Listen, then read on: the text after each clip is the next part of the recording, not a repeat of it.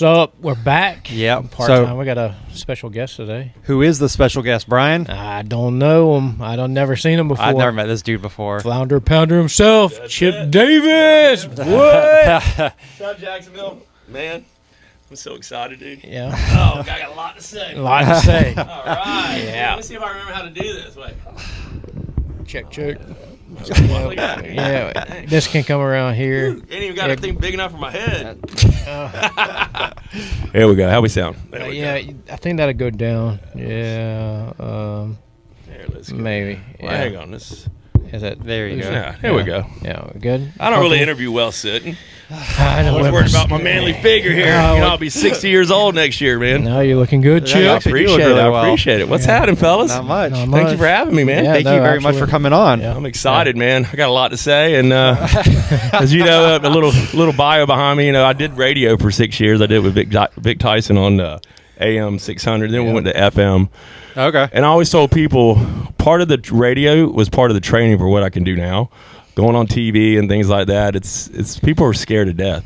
I constantly got to hook the microphone to people. They want to talk way over here. Yeah. I'm like, here. Well, the This is the golden spot. Yeah. yeah, but one thing that we've kind of noticed too is like you, if you have nicer stuff too. Yeah, no, you it guys got an definitely- amazing setup here. I'm super stoked for you. Yeah, you don't have to like you have to be like a rapper and have Yeah. it close up to your face. Well, at my tournament, I have a wireless one, so I walk everywhere. With Yeah. it.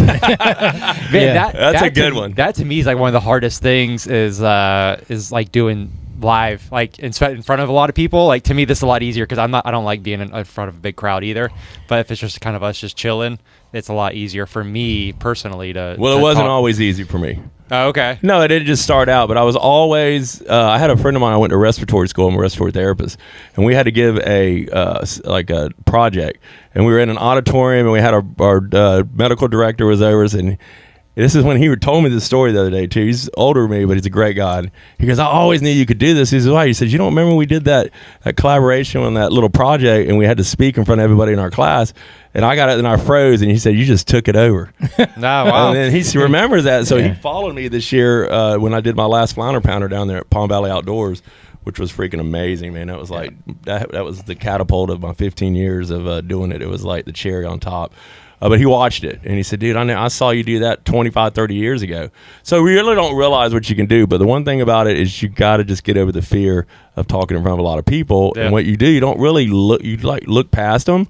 But did you see some of my clips, Ron? Oh, yeah. I shot a lot of great clips, a lot of emotional clips, and I mean, I wear my emotions on my sleeve, because what we're talking about with my Flounder pound. I know I'm jumping all over the place, but that one's for autism. Yeah. And that's for my son, so I'm already emotionally affected by it. Yeah. So when I get on a microphone and I start talking about it, then it just starts. And Brian's seen a couple of my speeches before. Yeah. And when people say you cry, like, really? That's not crying, dude. Crying's when you're getting your ass whipped or something. No, this is when you're thinking about your family, your kids, your mom, your dad, the things that you succeeded and done in life that really bring out what's really. If you don't have that emotional, it's almost like they're like robots or something. Like, No, I agree. if you can watch that one video I released like 7 years ago on YouTube when I did the talk in the boat. Oh, buddy. Yeah, it had 100,000 views in like two hours, and it was one. I came off the show on River City Live. I got asked to go on there my very first time. It was about my second. My first time I was scared to death, but the second time I went on there, the producer Justin Miller came to me, and he's a young guy, and he's got 4 kids, great guy. He says, "Have you ever wanted to tell your story, man?" I said, "Yeah, I don't know why they haven't written it." Well, they've written it now because I got a whole wall full of Times Union, Beaches Leader. I mean, of all the accomplishments over the 15 years. He says, "You don't want to write it, you want to tell it." I said, "What are you saying?" He says, "I'll make a video for you and we'll post it up on YouTube and you can use it as an advertising platform when you're looking for new sponsors." And I said, "Okay, you want to do it here at the studio?" He goes, "No, I want to do it at your house." So at that time I was living in Jack's Beach and I had a famous thing called the Garage. The garage. So it was my garage turned into my hangout. Okay. Because when you got the biggest house on the street, all the renters come to you. They're all renting out their 900 square foot. And I had I built this big house on 6th Avenue South in 2004 and I put a 1,700 square foot garage in it because it was custom. Yeah. And a guy's like, "I want a big garage." So everybody, he says, "I want to do it in your garage. I want to film you." So I did radio. I was on Saturday morning. Yeah. I did the show with Vic. We came back. Justin came over. We set it all up in my thing. Brought lights, mic'd me up. And I set I had a backcountry. And I set my backcountry, and he told me to tell the story. Well, it wasn't that hard, dude. I lived every second of it. Yeah. So I started from the beginning. I ended up, and he clipped it, and he said, I'll have it. And when I finished my last line, and he looked at me, and I said, that's it. You need anything else? He goes, no, I don't need nothing, dude. He said, that was the most powerful thing I've ever recorded, and I'll have this done for you by this evening. So it was the Tennessee-Florida game because it was in September. It was right around Labor Day because we released it on Labor Day Monday. So it was that Florida was playing, and I got a bunch of my big buddies, and he sends me a YouTube clip, a link. He goes, here, go to this link. So I'm standing off to the side by myself, and I start watching this video. Next thing I know, I got two of my buddies over me going, I hate you, man. I hate you. They're all like, I got these grown men over here. So what it did was it told a story, but I told it so emotionally because it's pure, and I think that's what people follow you. You can see fake immediately. Yeah. Well, not only that, if you're talking about, and you're saying it, and you're telling the same story 15 years later, and you're still getting emotional. No, exactly. It just shows that. Because Tyler at that time, Tyler was probably 7 or 8 when I did that one because I got a little picture of him behind me, and he sits in the boat with me. And you can see his, if you look at my son, he looks like he should be a GQ model, but it's the social inability and the speech and all that. But he's just genetically, like, he could be playing a middle linebacker or something. So in that video, I can look at him. He was small, and he was like, Flounder pounder, and I go, yeah. So he directed it with so much, everything, he just went back. So everybody can video, but can you edit? Yeah. Everybody wants to be a YouTube star, but everybody goes out and get all this B-roll, but can you turn it into a story? And that's where the good ones separate from the bad ones. That's when the guys that are running big YouTube channels are getting a lot of views and all that, because you got to get someone. First of all, you got to have a front man. Yeah. And second of all, so a lot of them have editors. They pay these guys just to edit for them. The big surfing ones. No, definitely, for sure. It ain't easy. The editing is the hardest part. You know. And so he edited it so well, and then he charged me $500. It was the best $500 I ever spent. So I'll leave it. I'll send it to Dutch. He can send it to you. It's something you want to watch at home. Yeah. Well, getting we'll link it below too. Yeah. But if your listeners want to see it and you want to see what I'm really talking about, but if you go on YouTube and put Flounder Pounder, and I got about 30 videos. I've been on TV, and I'll tell you what, the last interview I just did with Rich Donnelly on Channel 12, I like the morning show on Saturdays. I always used to go on the shows, which I still will, like River City Live and on that, but it's like 11 to 12. People are at work. You hit it when you go on the 9 o'clock episodes on Saturday morning. So this year I got to pick my time slot. Nice. And God, I'm so glad we don't have like breaks, because you got to hear this story about the TV episode this year, dude. Stressed out of my mind. I'm battling hurricanes. I got Helene, Milton, and I'm going down to do my interview with Rich Donnelly and I've got to be there at 9:45 at Channel 12, which is right adjacent to the ballpark. To the sun, the jumbo shrimp. So you got the jumbo shrimp, and then you got WTLV, and so I tell my girlfriend, I say, "Come on, babe, we got to go," because I'm always early. I'm always early. So I'm getting. Rich Donnelly calls me, he goes, "Hey, I've got to tell you, today is the Heart Walk, so you should be able to get in here." But I'm like, "Oh shit!" I come over the Heart Bridge, and there's 1,000 people in front where I need to be, and I go right up to the community officer. I said, "I got to be where those people are. I've got to be on TV at 9:45." Well, sir, you can't go there. I was like, well, what are you going to do? And I just started, and Piper's like, Chip, calm down, baby. I'm like, So we go over this, and I come down, I come back up. I'm going west to east. So I was going east to west. So I made my way around all these 1,000 walkers. God bless you guys for walking the Art Walk. We love you. And I'm trying to manipulate my way to that front gate. I got to get in there, man. I mean, this is my show, And Rich is probably, and on the weekends, there's nobody at the studio, dude. It's the weatherman. It's the announcer, the black lady. She's sweet. I can't remember her name. The producer, and Rich Donnelly. That's it. And that's it on the weekend. So it's kind of like you just go in there and hang out. And you got carte blanche to the place, and you're cruising around. So Piper, level-headed Piper, is like, "Hang on, baby, we got to go here." I said, I'm going home. I'm not going on TV today.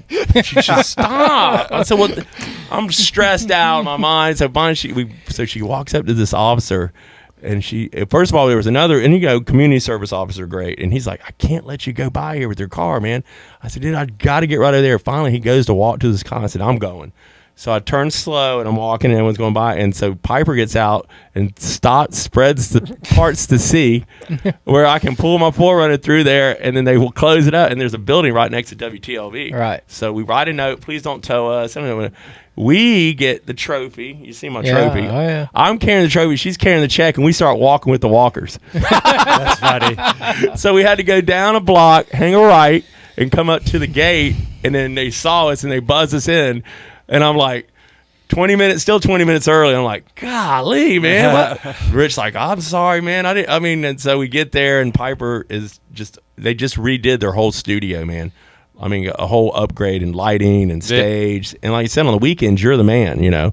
So I go in there with my trophy, set everything down, get hugs from Rich Donnelly, and I start showing Piper. I'm just walking around like I own the place. I'm like, so this is the casting couch over here.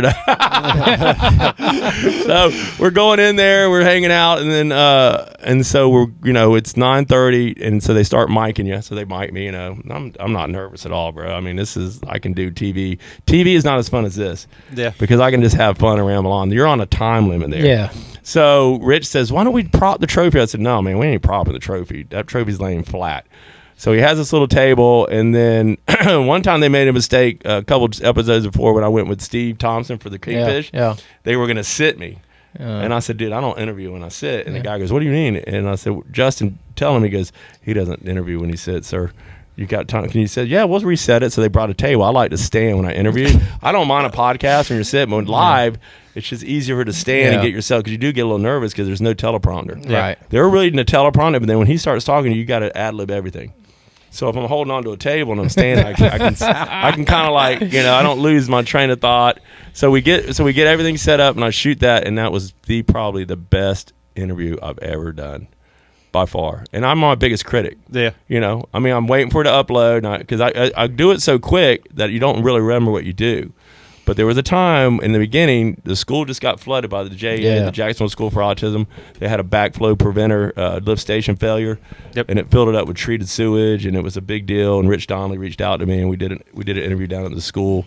So he leads into my Flounder Pounder with that, and I was like, man, do we got to talk about that, dude? I really want to talk about my tournament. Right. It's kind of part of what we're going to do. You know, Rich Donnelly. You'll be okay. You'll be okay. And he's like, me and him are like brothers now. Like, you know, I can call him up at any time and get on the TV when I want to. He runs the morning show. And so, so we get through that part. Oh, look at that. Man, dude, Eddie Cadler's calling. Hell yeah. I ain't even talked about you yet, bro. Just take it easy, man. You're coming let me up. see that. Let me see that. Slide it. Yo, Jet. Hell yeah, he's back. I'm on. We're live right now. We're live right now. He's called. We got our first call. Yeah.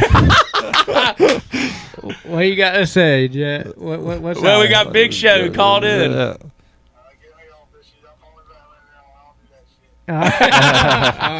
We'll call you. Long time listener, first time caller. Oh no, that guy. He'll be in the conversation. We got time for that one. He's a big hitter. But anyhow, where was I? I was talking about the interview. So he finally gets through the school stuff, and then Rich Donnelly. The way they introduced me was just, you know, I've never been one to just eat the humble pie. I'm very humbled. I have accomplished so much. You know, I've raised $1.4 million through a blue collar fishing tournament, and I don't really ever just sit back and just, hey man, you did it, dude. I mean, who's gonna walk me back? Nobody's gonna walk me back. Now I've done nothing.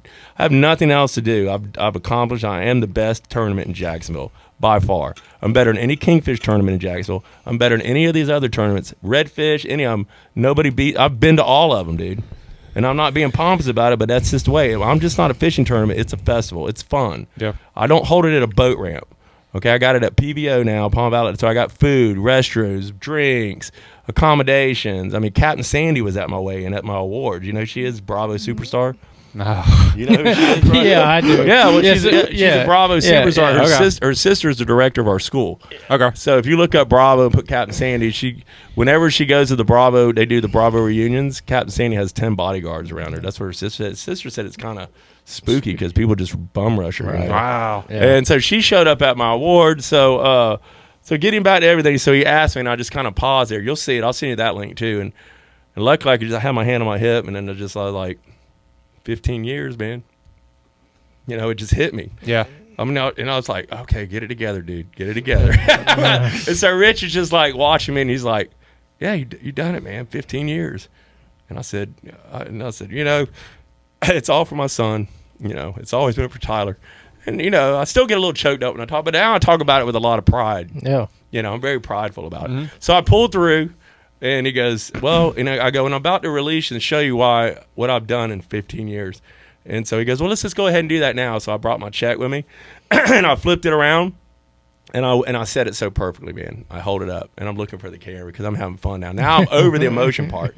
So I consider myself like a horse coming out of the gate. I stumble, because I'm tripping myself up over emotion, and now it's flowing. And then so I flip the check around, and when he introduced me, he goes, "We're going to introduce you to a man that's raised over $1 million for his son's school through a tournament called the Flounder Pounder, and I'm going to let him tell you about it right now." And then I went through. So then I said, "Let me show you how much I raised." So I hold the check. I go, $1,368,000 in the last 15 years, which is amazing. Yeah. With my biggest donor being a one-time donation of $25,000. So you take away, because I ended up at 1.4 because I raised $203,000 this year. So you take away 25. That means I raised $1,375,000 on the backs of just $1,000 donation. That's a lot of climbing, dude. A lot of climbing. That's a lot. That's a lot of networking. That's a lot, and it's also our commitment to our community. It says how well they are, because these are all small businesses. Like I said, I have no corporate sponsors, and not like I don't want corporate, but corporate puts you through. Let me get you through marketing, and then marketing. But I want to go to the guy that's writing the check, and so I've kind of gone viral with the way I go and take my checks. No, definitely. I go all. I mean, I put a lot of mileage on my vehicles because I won't just have somebody send a check in unless they're like, "Hey, Chip, don't worry, you don't need to come see us."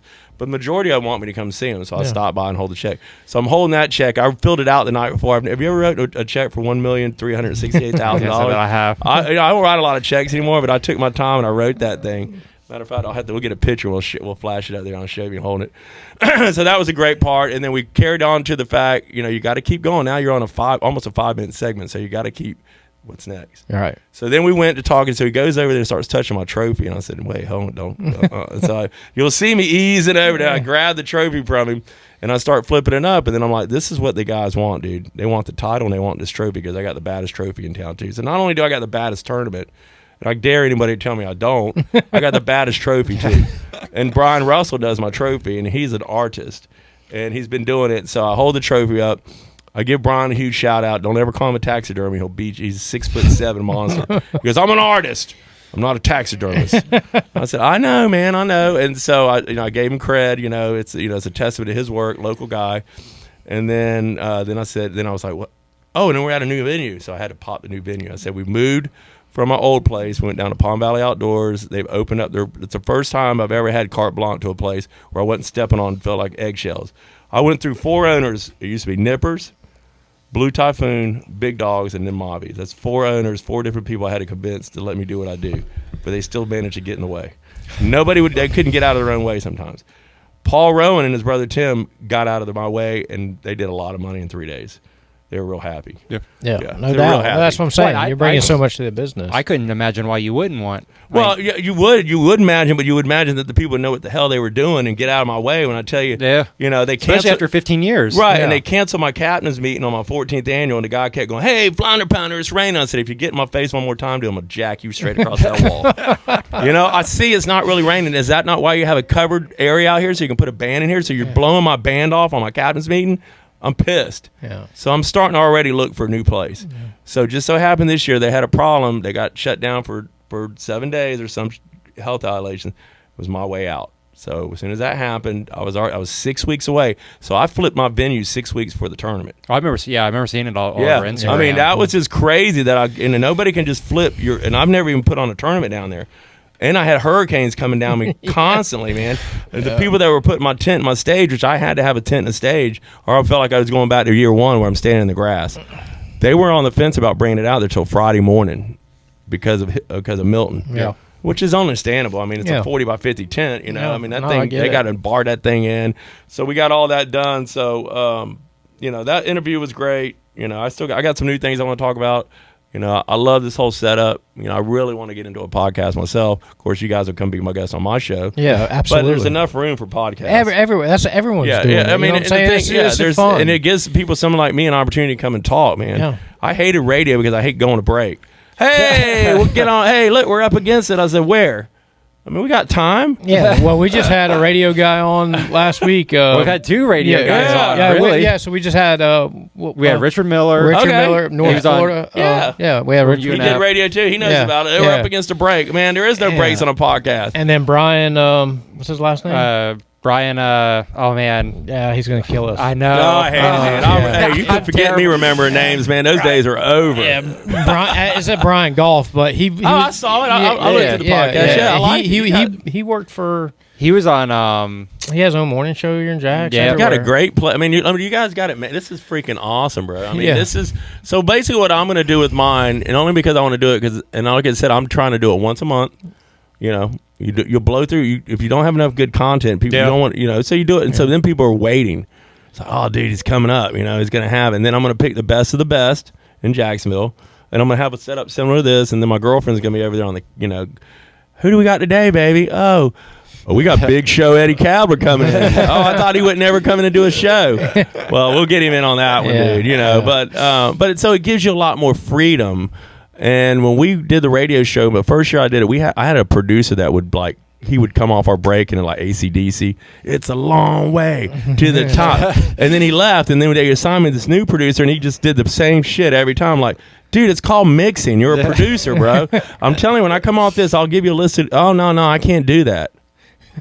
You know what I mean? Coming off the break with something jamming, you know, that's why I'd get people fired. Even though I didn't even think nobody's listening to me at 6 a.m. I'm over there banging my head like, you know, it was crazy. You saw the pictures you sent me, Dutch. We had so much fun, man. It was a blast. Very, very grateful for those times. Oh, man. I mean, that's what prepared me for this, I just felt like back then, though, even like, you know, fishing's gone crazy. Oh, God. Let's get on. Yeah, let's talk about something. Let's it's talk about what's going on with our fishery. Yeah. Number one problem with our fishery is pressure. 100%. It's called pressure, pollution, and pressure. And social media. Yeah, there you go. See, because I started, my back history on fishing is I started fishing the St. Johns River in 1990. I used to bass fish with my buddy. We used to we'd go to Rodman, but I didn't even know what a redfish or a trout or flounder was, and I've been living here since 1974. I grew up catching ditch fish because I didn't live near the intercoastal and all that. So about 19, me and Mike Phillips, one of my partners, we won the Redfish Tour Championship in 2000, 3-day tournament, the inaugural Redfish Tour Championship. It was the biggest win of my life, but there was only 12 people there, and that's why I'm going to tell you later why I want my tournament to be. When you win my tournament, you will remember what you won. I was looking around when I won the biggest tournament of my life. I was like, where's everybody at? You know. So I started fishing the river at 1990, and then my buddy took me to Mill Cove. He's deceased now. You know, I've lost a lot of my friends. And he took me out there on a popping cork and a shrimp, and I caught a 27-inch redfish. And I go, I'm never bass fishing ever again, man. This shit's in my backyard. You telling me I ain't got to drive 2.5 hours to Palatka to go fishing? And bass are so fickle anyhow, man. I mean, if it's a bluebird day, you ain't catching nothing. Yeah. So I ended up getting with Mike Phillips, and we ended up fishing Mill Cove. And I was in there at Mill Cove in between 90 and 96. Well, they got rid of the gill netters in 94. So I was not only fighting, there was no pressure, it was just gill netting. Yep. So which is just indiscriminatory killing. You know, they just put nets out, and the fish go and they gill them, and then they're just dead. So we banned them in 1994. And so fishing was good, and then all the way up till, I was catching big trout, and I was just honing my ways, and then there was this tournament came up in 1996, and it was called the first annual North Florida Triple Challenge by Grady Warren, who's I just looked up his obituary last night. He died in 2016. Yeah. And he was going to be a pro baseball player. I'll show you a picture of him. But he was a monster, dude. And he always wore this cowboy hat. He had gray and all that. And his first one, he had 280 boats in this Triple Challenge, man. And it was the first of the first scene of inshore tournament started then. The one where this guy was a front man. This is a guy that's inspired me to do the way I do my tournament. There's not one other person in the city that I've even looked at and tried to just duplicate what they've done with their tournaments. Only what Grady Warren kind of passed on. I agree. Yeah, I remember going downtown when I was a kid. When he did it downtown, just freaking amazing. Yeah. So I fished the first one. I got 4th place. With me and Raymond McCauley got 4th.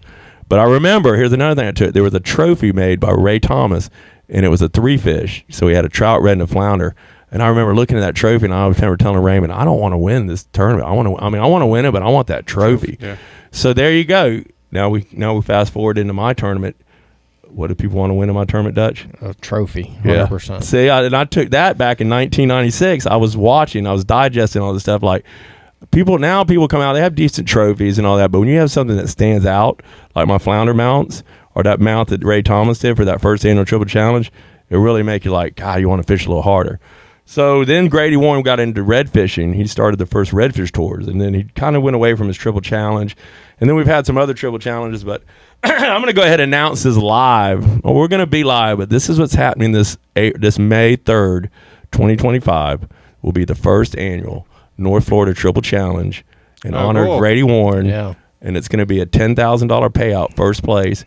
Might not have the same badass trophy as I do in the Flounder Pounder, but I do have a cool. I showed you the trophy, Dutch. No. I've got the trophy coming and all that, but it's all going to benefit the Two Tip Bodies Foundation, but Ed Malin and breast cancer. Nice. So I'm not stopping the Flounder Pounder, but I'm bringing on, and I have a co-director named Sarah Burke. And we can link to her page too. She not only looks amazing, but she's a good fisherman. She just did her first tournament called the Fish 904. Redfish 904, is that? Yeah, the Fish 904. Right, 904 Redfish tournament. Yeah, 904. She had 72 boats in it. She raised $36,000 for American Heart Association because her parents both have had cardiac issues. So I brought her on as a co-director, man. Cool. Yeah, so she's going to be the co-director. So I'm the director. She's a co-director. So you'll see her running around getting, the sponsor checks. We're going to kind of base it. We got the template already from my Flounder Pounder. We're just going to copy the template. But I'm bringing on help. Usually the Flounder Pounder, since it's my baby, I don't let nobody do it. I do it all. Have you noticed any other of the fishing tournaments, like copy and stuff that you've done? A lot of them, I was the first one to ever do Thursday night captain's meetings because I was like, why would you do a captain's meeting on a Friday? So you got to people get hammered and you got to fish on Saturday. Yeah. So this year I had to do a Friday because Milton went through on Thursday morning, so I had to cancel my captain's meeting, bump it to Friday. So this way I did Friday, Saturday, Sunday. Usually I do Thursday, take Friday off, fish Saturday, and then now I do the awards on Sunday because at PBO there's not a lot of docking. Yeah. So it's going to be more, in that sense, it's more like a kingfish tournament where you draw and you come back the next day for the awards. So you weigh your fish in, you'll get unofficial results, and you'll show up the next day if you make the top 10 and come back for the awards. No, I think it's great. It's a whole weekend of fun. That's a whole weekend. And I had absolutely amazing weather, considering I had Milton blast through the West Coast, and all that. The fishing wasn't as good as it was the prior year. You could have dropped a turd in the water the year before and you'd have caught a fish. There were so many fish around because we didn't have any storms. Yeah. No, it was tough. I said, to be honest with you, a lot of people didn't fish it. A lot of people backed out of it because I had the lowest field of boats I've had in probably 7 or 8 years, but I didn't really, my motto is more boats, more headaches. I don't really care. I'm not trying to get 500 boats in a tournament. Really, the anglers don't make the money. The sponsor is what makes the money. If I had that many boats, I'm not really freaking out. So I ended up with 128 boats, I think. Yeah, I beat down that whole week, which you expect. The fight was tough. Yeah, man. I fished from Mayport to downtown, and the water was bad. The fish were scattered. So this is what happened. It was a grind. So for the first, we had my fish leading it all the way to almost 3 o'clock, which you have to be in by 4, is 5 pounds. I'm like, am I going to have the lowest? And then you know what? You put 125 badasses like the guys that fish my tournament, and they start running the hill about 3:30. You saw my buddy lives in Ponte. He said they're coming. He said because you just see them coming down intercoastal. They're moving, man. Because they got to be checked in. Everything went smooth. I've already thought in my mind what I'm going to do differently. I've got, I'm my biggest critic of everything I do, and I've already figured out how I'm going to do some things differently. But nobody else notices that but me. Yep. I'm the only one that notices that, and I'll fix it. Has anybody come and asked you to come and consult for their? I probably could. I mean, I would. Yeah. I MC the Greater Jackson. I was just going to say, I got hired. I got hired to do 2 Kingfish tournaments this year. I'm doing the Greater Jacksonville, which was an honor for me to be able to stand up there. And that's when the first time I was ever in front of 400 people. Yeah. Well, you saw me at the National Wildlife Turkey Federation. You remember that interview? Oh yeah. That's a whole other story. I went to Adam. Shaw said, "Hey, Chip, they hold the North Florida Wildlife Turkey Federation banquet." Yeah. And he said, "Oh, come on up there and talk about your cause. There won't be nobody there, 50 people." And so I bring my son Tyler. There's 350 people there, man. And so they go, and they're like, and I'm drinking beer. I'm not getting hammered. I'm drinking a couple. And Tyler's there, and everybody. I mean, you're talking about some of the nicest people in the world are hunters. They're just good people. And finally, I just grabbed it. I said, "Let's go." So I looked at Adam and said, "I'm ready." And they already had the come on, we got one. They're rationing off, raffling off stuff to Belize, going big money, high dollar stuff. You're talking about all the contractors there, Hubbard Contracting, Coxwell, Adam. I mean, Tree Salt. So the heaviest of the heaviest hitters are there, man. And these guys are all good old boys. And here I come. So I start walking down the side, and I got my son Tyler. I'll show you that picture. And we walk, and then the guy goes, "You want to stand here?" I go, "No, I want to stand up there." Yeah. He thought I wanted to stand down. I said, "I'm going right over that podium." So I come up like this. He hands me that microphone, and I just put my hand out like this. And my son's behind me, and I'm like, "Let's do it." And I spoke, and I did a good job. You did and a my son great job. Tyler stood right there.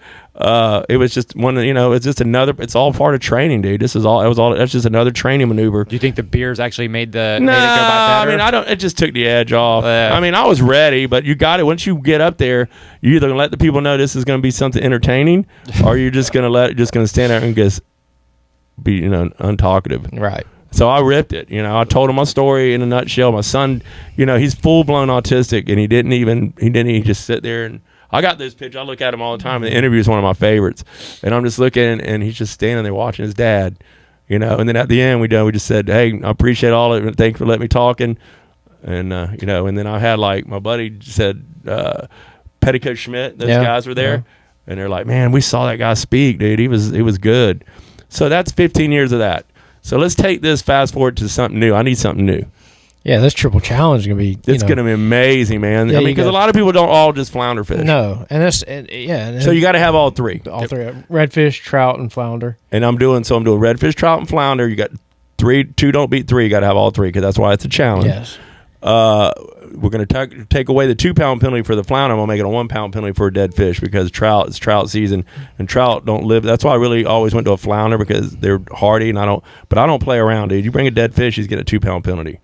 It's just the way it is. I think I asked him a while back about that, like if there's a difference in like a live fish versus a dead fish. I'm not playing dead fish tournaments, man. I just don't trust people in this city.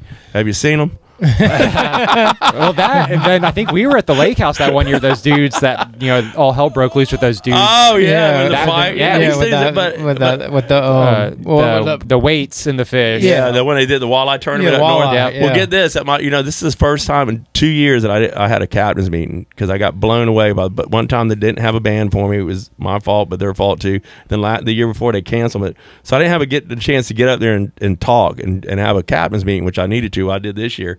And some people say I'm a little abrasive and condescending. Not condescending, but abrasive. I'm not abrasive. I'm just not going to tolerate it. This is the way it's going to be ran, And I said, if you ever get caught cheating in my tournament, you will never fish another tournament a day in this life. You're probably going to get your ass beat by a lot of people. So don't come up here trying to chip me, and I'll tell you, I'll call it out. Oh, 100%. And I mean, I just needed to address a couple of the elephants in the room.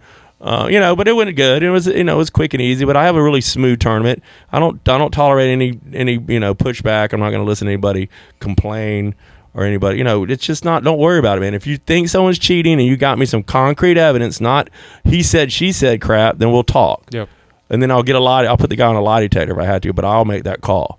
But in the meantime, learn it. The problem in the city is a lot of people know how to win, but nobody knows how to lose. Yeah. There's a lot of sore losers in the city. Well, I think man. that's a lot of people just. You got to learn you got to lose with class and you got to win with class. There's a lot of people in the city that don't win. They lose and the first thing they do is say somebody's cheating. Yeah. The problem is fishing's hard. It's Simple very as hard. That's the thing, If that YouTuber didn't show you your spots that week, you might not catch anything. Yeah. No, like I God said. bless them dudes, man. I mean, it's just like So it's like like going back. I'm 40 years old now, Chip. Right. I'm an old man. Shit, I'll be 60 this year. So it's like all the stuff I've been through. My seen it. dad. You've been around- Yeah, that's what I'm saying. Like it's not worth all the bullshit. So that's why I'm straightforward with my shit. I'm like, look, this is my way or the highway, bro. I don't really care. And number two, if you're in it for the wrong cause, you're not bigger than the cause. Yeah. So here's your entry fee. Go away. Don't come back. You're never coming back. That's it. And I mean, so I don't really have any problem with it. But the gist is on the triple challenge, though, it'll be May 3rd. Get this, Brian, releasing it today. May 3rd, Saturday, May 3rd is fishing time. You got high tide at Mayport at 8:30. So that means it'll be an hour and a half down the river. So we're looking for a big trout. Absolutely. It's on the first quarter moon. I hate anything on a new moon's the worst. That's what they just had this past weekend.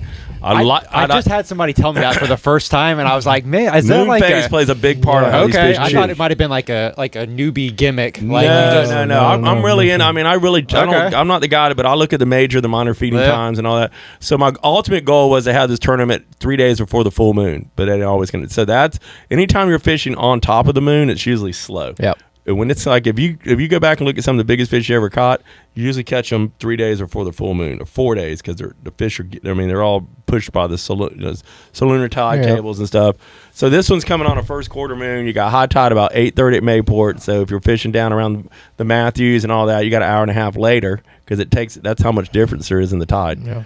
And so it's a good tide to get a big trout. The trout's what's going to separate this tournament. 100%. Because the flounder is usually in the springtime. You get lucky, you get a 2-pounder. You know, if you get a 4-pound flounder in the spring, then that's a good fish for the spring. Yeah, no, I would be happy with like a 1.5 pounds, 2 pounds. So here's the ultimate setup on a triple challenge wake: 7-pound trout.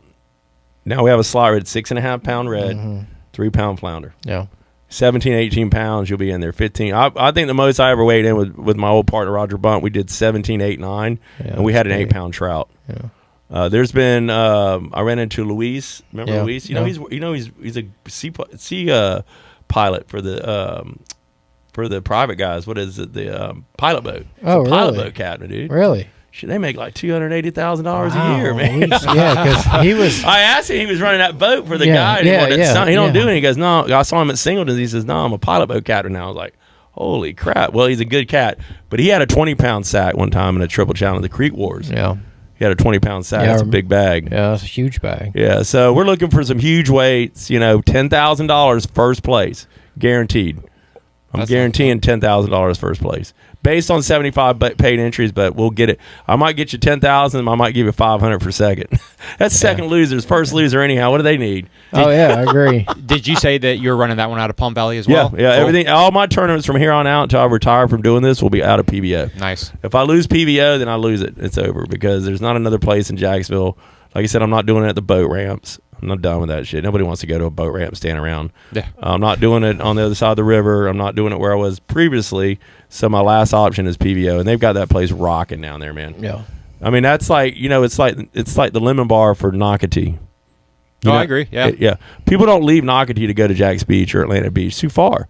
So they just come over that little bridge and go down there, and Paul Rowan is taking that place over, and the food is 5-star. I love the food. No, absolutely. The service is impeccable service, and you can spit and hit the intercoastal. You're right there on the That's intercoastal. what's great. It's like all the time. Like shit, me and Eddie pre-fish all the time. You go down there and eat lunch. You go down there and drop lunch. Yeah. I did jump a lot of people, because we got a lot of new people buying boats, and these guys do not know what a no-wake zone is, man. I cannot. And I was on that microphone, and I was Facebook famous in them people, man.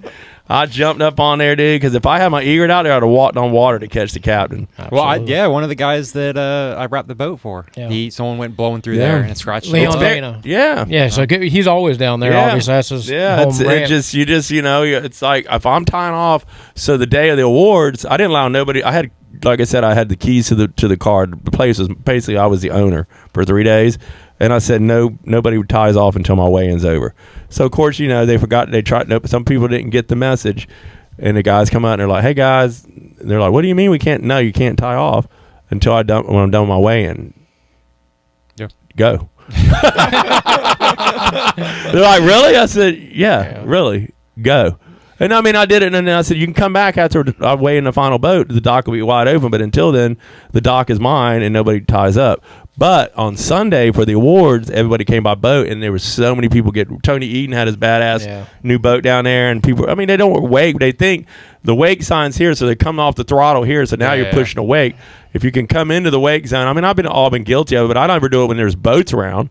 If I come up on that no wake zone and there's nobody tied off at PBO, I just kind of slide in there too. Yeah. But when you start seeing how many boats are tied off 2 and 3 deep, and you start seeing a 2-foot wake, man, you can do some damage. Oh. Terrible. So there was a few people. My buddy's wife said, my friend lived down there on the intercoast. He could hear you all the way down to the house. I ain't no doubt. Chip gets the microphone. Well, you should have seen me at the Greater Jacks. Oh yeah. At the Greater Jacks, and I was. Well, you were there, but when I went out there, when I was the tournament, I was weighing in. And these people were, it's chaotic where they got 35-foot boats and all that. And there's people just going through, and they're like, shit, there's another one.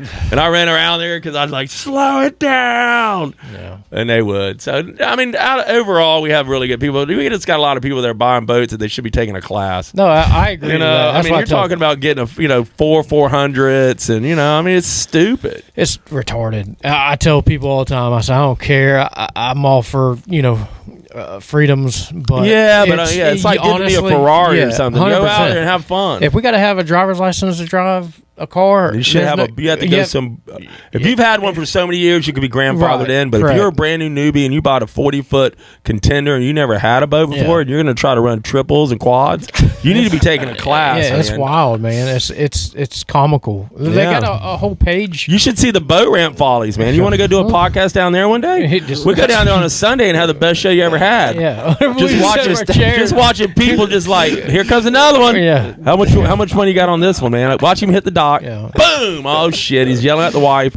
Get the divorce papers ready. Yeah. He lets her back down the trailer. Yeah. He's screaming at the top of his lungs. And I ran over one time and said, "Hey, ma'am," because there was a storm coming. It was a kingfish time, So everybody's hauling ass to the ramp. They want to get their boat on before the storm hits. And she's over there, and he's screaming. He's nervous. It's like going to the Palms, trying to put your boat at the Palms. Everybody's watching you. So you're already, you can do it good, and then boom, you're sideways on the trailer. Well, I asked her. I said, "Ma'am, let me back this down real quick." So I batted it down to John. I said, "Hey, man, it's easier for you to teach her how to drive the boat on to back this big trailer down."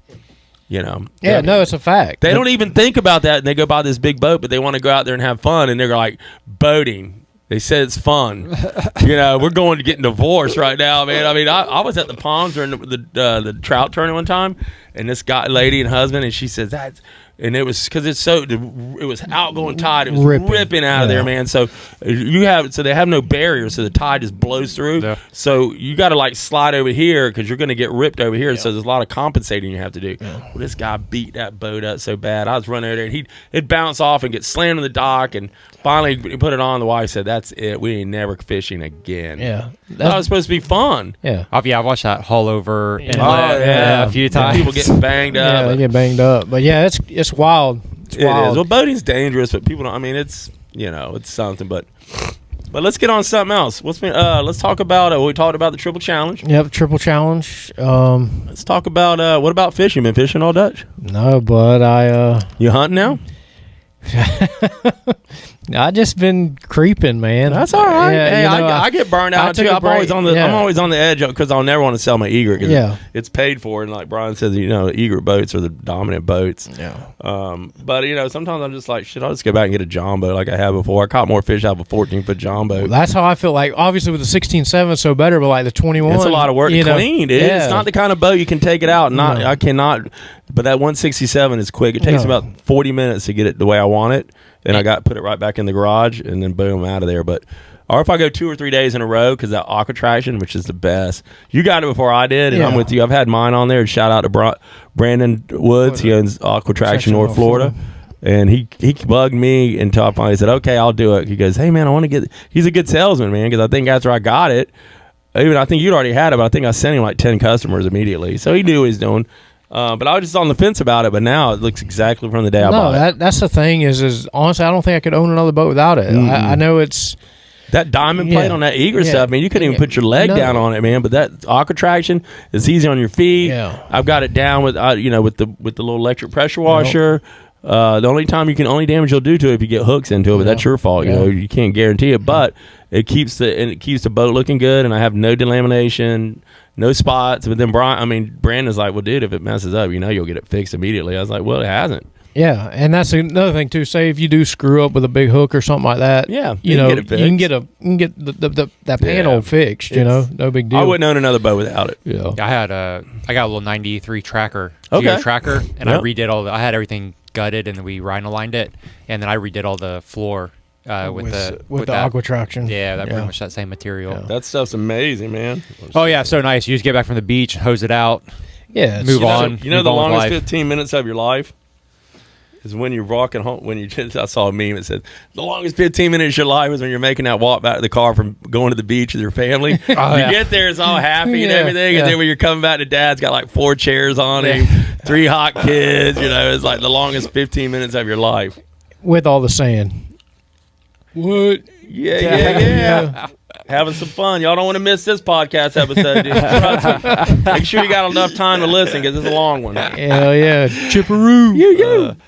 Yeah. So you're fishing. So But yeah, no, I plan on this triple challenge. Has got me excited. Oh yeah, you're gonna fish it. Yeah, it'll be maybe fun. you can sponsor this one. Yeah. I'm definitely. not looking to double dip on my sponsors for my flounder pounder. It's just, I'm gonna try to suit out a bunch of new sponsors, But now that I have Sarah working, she's dedicated, and then we're gonna set it up where I've already got the logo. Did I show you the logo? No. This is gonna be the logo for the shirt, and I can collaborate with you too on some stuff. So we're gonna take the logo, and it's gonna be this right. Yeah, he was keeping all this secret right here. The release. Yeah, I just released it. Yeah, this will drop today. Yeah. Heck yeah! Oh, here it is. So that's gonna be. So imagine that's the trophy right there. Wow. So Alabama Bernie's doing the trophy. So that'll be the shirt, Brian. So imagine just seeing those three tails like this. Sweet. Watch me. So you curve the first annual North Florida Triple Challenge, put the three tails underneath there, and then you drop the logos. You fade the logos down. That's badass. That's pretty cool. Yeah. I'm gonna try. I'm hopefully gonna be able to get it without a lot of color because as you know, more color, more money for a shirt. Yeah. That's why my black and white this year's logo was so simplistic because one hit. There was no. But this is a full cut. Yeah, I was saying that's This is sublimated here. But my screen printing for this year's shirts were really cool. But like I said, it was one color, black or white. So it's just so people don't understand. The more color you have in a logo, the more it's going to cost you because they're going to charge you for the ink. Yeah, for sure. And so on something like that, so that I just we can you just want to make it designated. You can tell it's a red trout. So that would just look really cool on the back of the shirt. No, beautiful. Just a tail. Yeah. No fish. Yeah, the flounder, the I've trout. already figured that one out too. I was like, I like that. I'm going to go with that. So this is just kind of reignited my passion for this tournament director and stuff to do something different. Just like when I took on that venue, man, it was something different. I was like, wow, 6 weeks away, and I was so comfortable where I was at. Well, that's the thing is, well, I feel like you get better. Everything's got to be a challenge. It was almost like a new start. I needed new pictures with new backgrounds and different. I needed a new owner. It was like a fresh new start. But then again, I got 6 weeks to flip it, so a lot of people didn't. So maybe I lost some people too because they didn't really know. But next year when I do my flounder pounder, which will be October 11th, everything will have Palm Valley Outdoors all over it. So. I know it just takes the guys a second to digest it because I had some guys that were kind of wanting me to bump the weigh-in back an hour, but then my answer to that was, how do I tell the guys from St. Augustine I've been doing it to 4 o'clock? They've been making that run for 14 years, and now you're asking me to bump it back an hour because you're fishing the river, and it's not that much further, but it's just gonna be a slap into the guys from St. Augustine and Fernandina. I never altered the weigh-in for them, so I'm not altering it for you. All I did was change venues, not the rules. And I shut it down, and that was we didn't talk about it no more. No, that's awesome. They wanted me to go to 5. They wanted to weigh in to go back to 5. They wanted an extra hour because I moved the venue 15 minutes down the intercoastal. Yeah, and that's babies, man. Yeah, it's bullshit. Just because, think about the St. Augustine guys. Yeah, think about these boys making that run. So now they were a little bit happy, but if I'd have done that, they'd have looked at me. I'd have lost all credibility. But that means I would have caved I would have caved to the left. Yeah. But it's really another 15 minutes. It was nothing. If you have fish, you're coming. Okay, if you have a sack, I don't care. Look, they just did the Florida Lure Angler Tournament out of Volana, and every one of them ran to Jacksonville. Yeah. We did it for years, man. I fished St. Augustine tournaments. We're not staying in St. Augustine. I'm going to Jacks. Me and Eddie's running out of Volano. Yeah, we're putting 87 miles on the you got to turn. Yeah, you got to turn and burn. That's it. You got to roll. Yeah, but. So getting back real quick, my triple challenge. So what I'm going to do as far as a format, I'm going super simplistic. Problem with tournaments, and this is for anybody that's out there, whoever wants to do a tournament, don't get stuck on doing so many categories, man. It makes it so much harder. I agree. You know what I mean? So what I'm doing is I'm doing a 3 fish, and I'm doing 1 lady angler. No junior, no kayaks. Amen. Well, I love the kayak guys. Well, I love them too, but I'm not a kayak tournament. Yeah. So the less people you have on your spreadsheet, the easier it flows. I don't like the weigh-in. The weigh-in is my least amount of my fun is the captain's meeting and the awards. The weigh-in is work. Yeah. You're dealing with people. You're dealing with the work, man. You're like confusion. People have been drinking, and I don't drink a drop until the final person weighs in. Yeah. So the more categories, the more headaches, man. You know, it's just I want this. If this tournament being the first year, I'll just go as simple as in. We got to have a ladies division because it's benefiting the breast cancer society around here in Jacksonville. So we're good. So they're going to do 1 redfish, and their redfish cannot be counted towards the 3 fish aggregate. So they'll be able to have a total of 4 fish come to the scale. 1 lady. If you got 3, that'll be it. Yeah. And her redfish will be tagged with a zip tie. So I won't have to dig through the 2 redfish, run around in there. Which one is the lady angler? It's that one. Which one? So we'll have a pink zip tie. just zip it right in his mouth, so I can just tell exactly which one it is when I go to. We'll measure the redfish will stay down on the table before you come up on the stage to weigh in, and it'll be, if it's out, it's out. It won't make it to the stage. And 3 always beats 2. Yeah, you got to have all 3. Yep. Yeah, this is a challenge. This is not 2 beat 3. I mean, there's certain formats, so that's why I call. Now in the Flounder Pounder, 1 can beat 3. Right. Because it's an aggregate. Right. Yep. So it's a 3-fish aggregate, which means you can weigh up to 3 fish. It's like in Bassmasters, they can weigh up to 5 fish. You don't have to have all 5. Yep. It's like you got a 5-fish limit. Oh, I got 3. Well, let's weigh your 3. Yeah, you got. You got a 10, you got a 5, you got 18 pounds of 3 fish, So I had some people whining about that, like, you got to have all 3. Does my thing say the Flounder Pounder Challenge? No, it just says the Flounder Pounder aggregate. So simple as that. It's kind of off of bass rules. So basically, we'll keep the same rules as that. I'm not building a website. I can build this tournament off social media. I'm not wasting my money on a website. The rules will be printed on the boat numbers. Yep. The rules are simplistic. They'll probably be copied and pasted off of my Flounder Pounder rules. 1 pound penalty for dead fish. Lines in the water. I'll look at that time of the year because it'll be in the spring, so it'll probably be 7 to 4. Yeah, 7 lines to 4. in, no checkout. Lines in, be checked in by 4 o'clock. Bring your sack. Boat weigh in only, correct? Boat weigh in, you cannot come by car. Yep. You cannot. Once the boat leaves the water, you're DQ. Yep. You're out. Like I said, pretty much the same standard rules that I've had for 15 years. We're not altering the game plan for nobody. Yeah. One thing I was kind of curious about with up until this year and moving the venue, has it been as much work, like from year further drive for me because I live in Mayport, so I had to go to Palm Valley, but so it was easy for me to go to Beach Marine. That's where I was at before. Work? No, I had a site director this year. When I got to give him Jordy Hernandez. He's made a lot of his money on logistics. He's a shipper, but also he has a thing called Your Epic Vibes, which is a side thing, and they have the rights behind that new hotel, not the one out at Jack's Beach, the Jimmy Buffett one. It's a new one they built to the right of the pier. Okay. Not Four Seasons or something, but they have all the rights behind there, so they got all the tents and all that. So Jordy came in this year for the Flounder Pounder. I have another buddy of mine, Jimbo. He says, "Hey, my boss is interested in sponsoring your tournament." I said, "Okay, can you give me his number?" So I called him. He was on his way to Steenahatchee, and he goes, "I'll get back with you." And I just write it off, man. I'm like, I reached out. If you call, you call. Right. So he calls me. We set up a meeting at my restaurant, Dick's Wings, and we're sitting down, and I had Piper with me, and I had some of the material and the shirt a little bit, And he says, "Well," and Jordy, I thought Jordy's like, he was my site director. He's my new site director. He said, "Well, how much does it cost to be right there?" And I said, "That's $5,000." He goes, "Well, I want to be up there." I said, "That's $10,000." Write this man a check.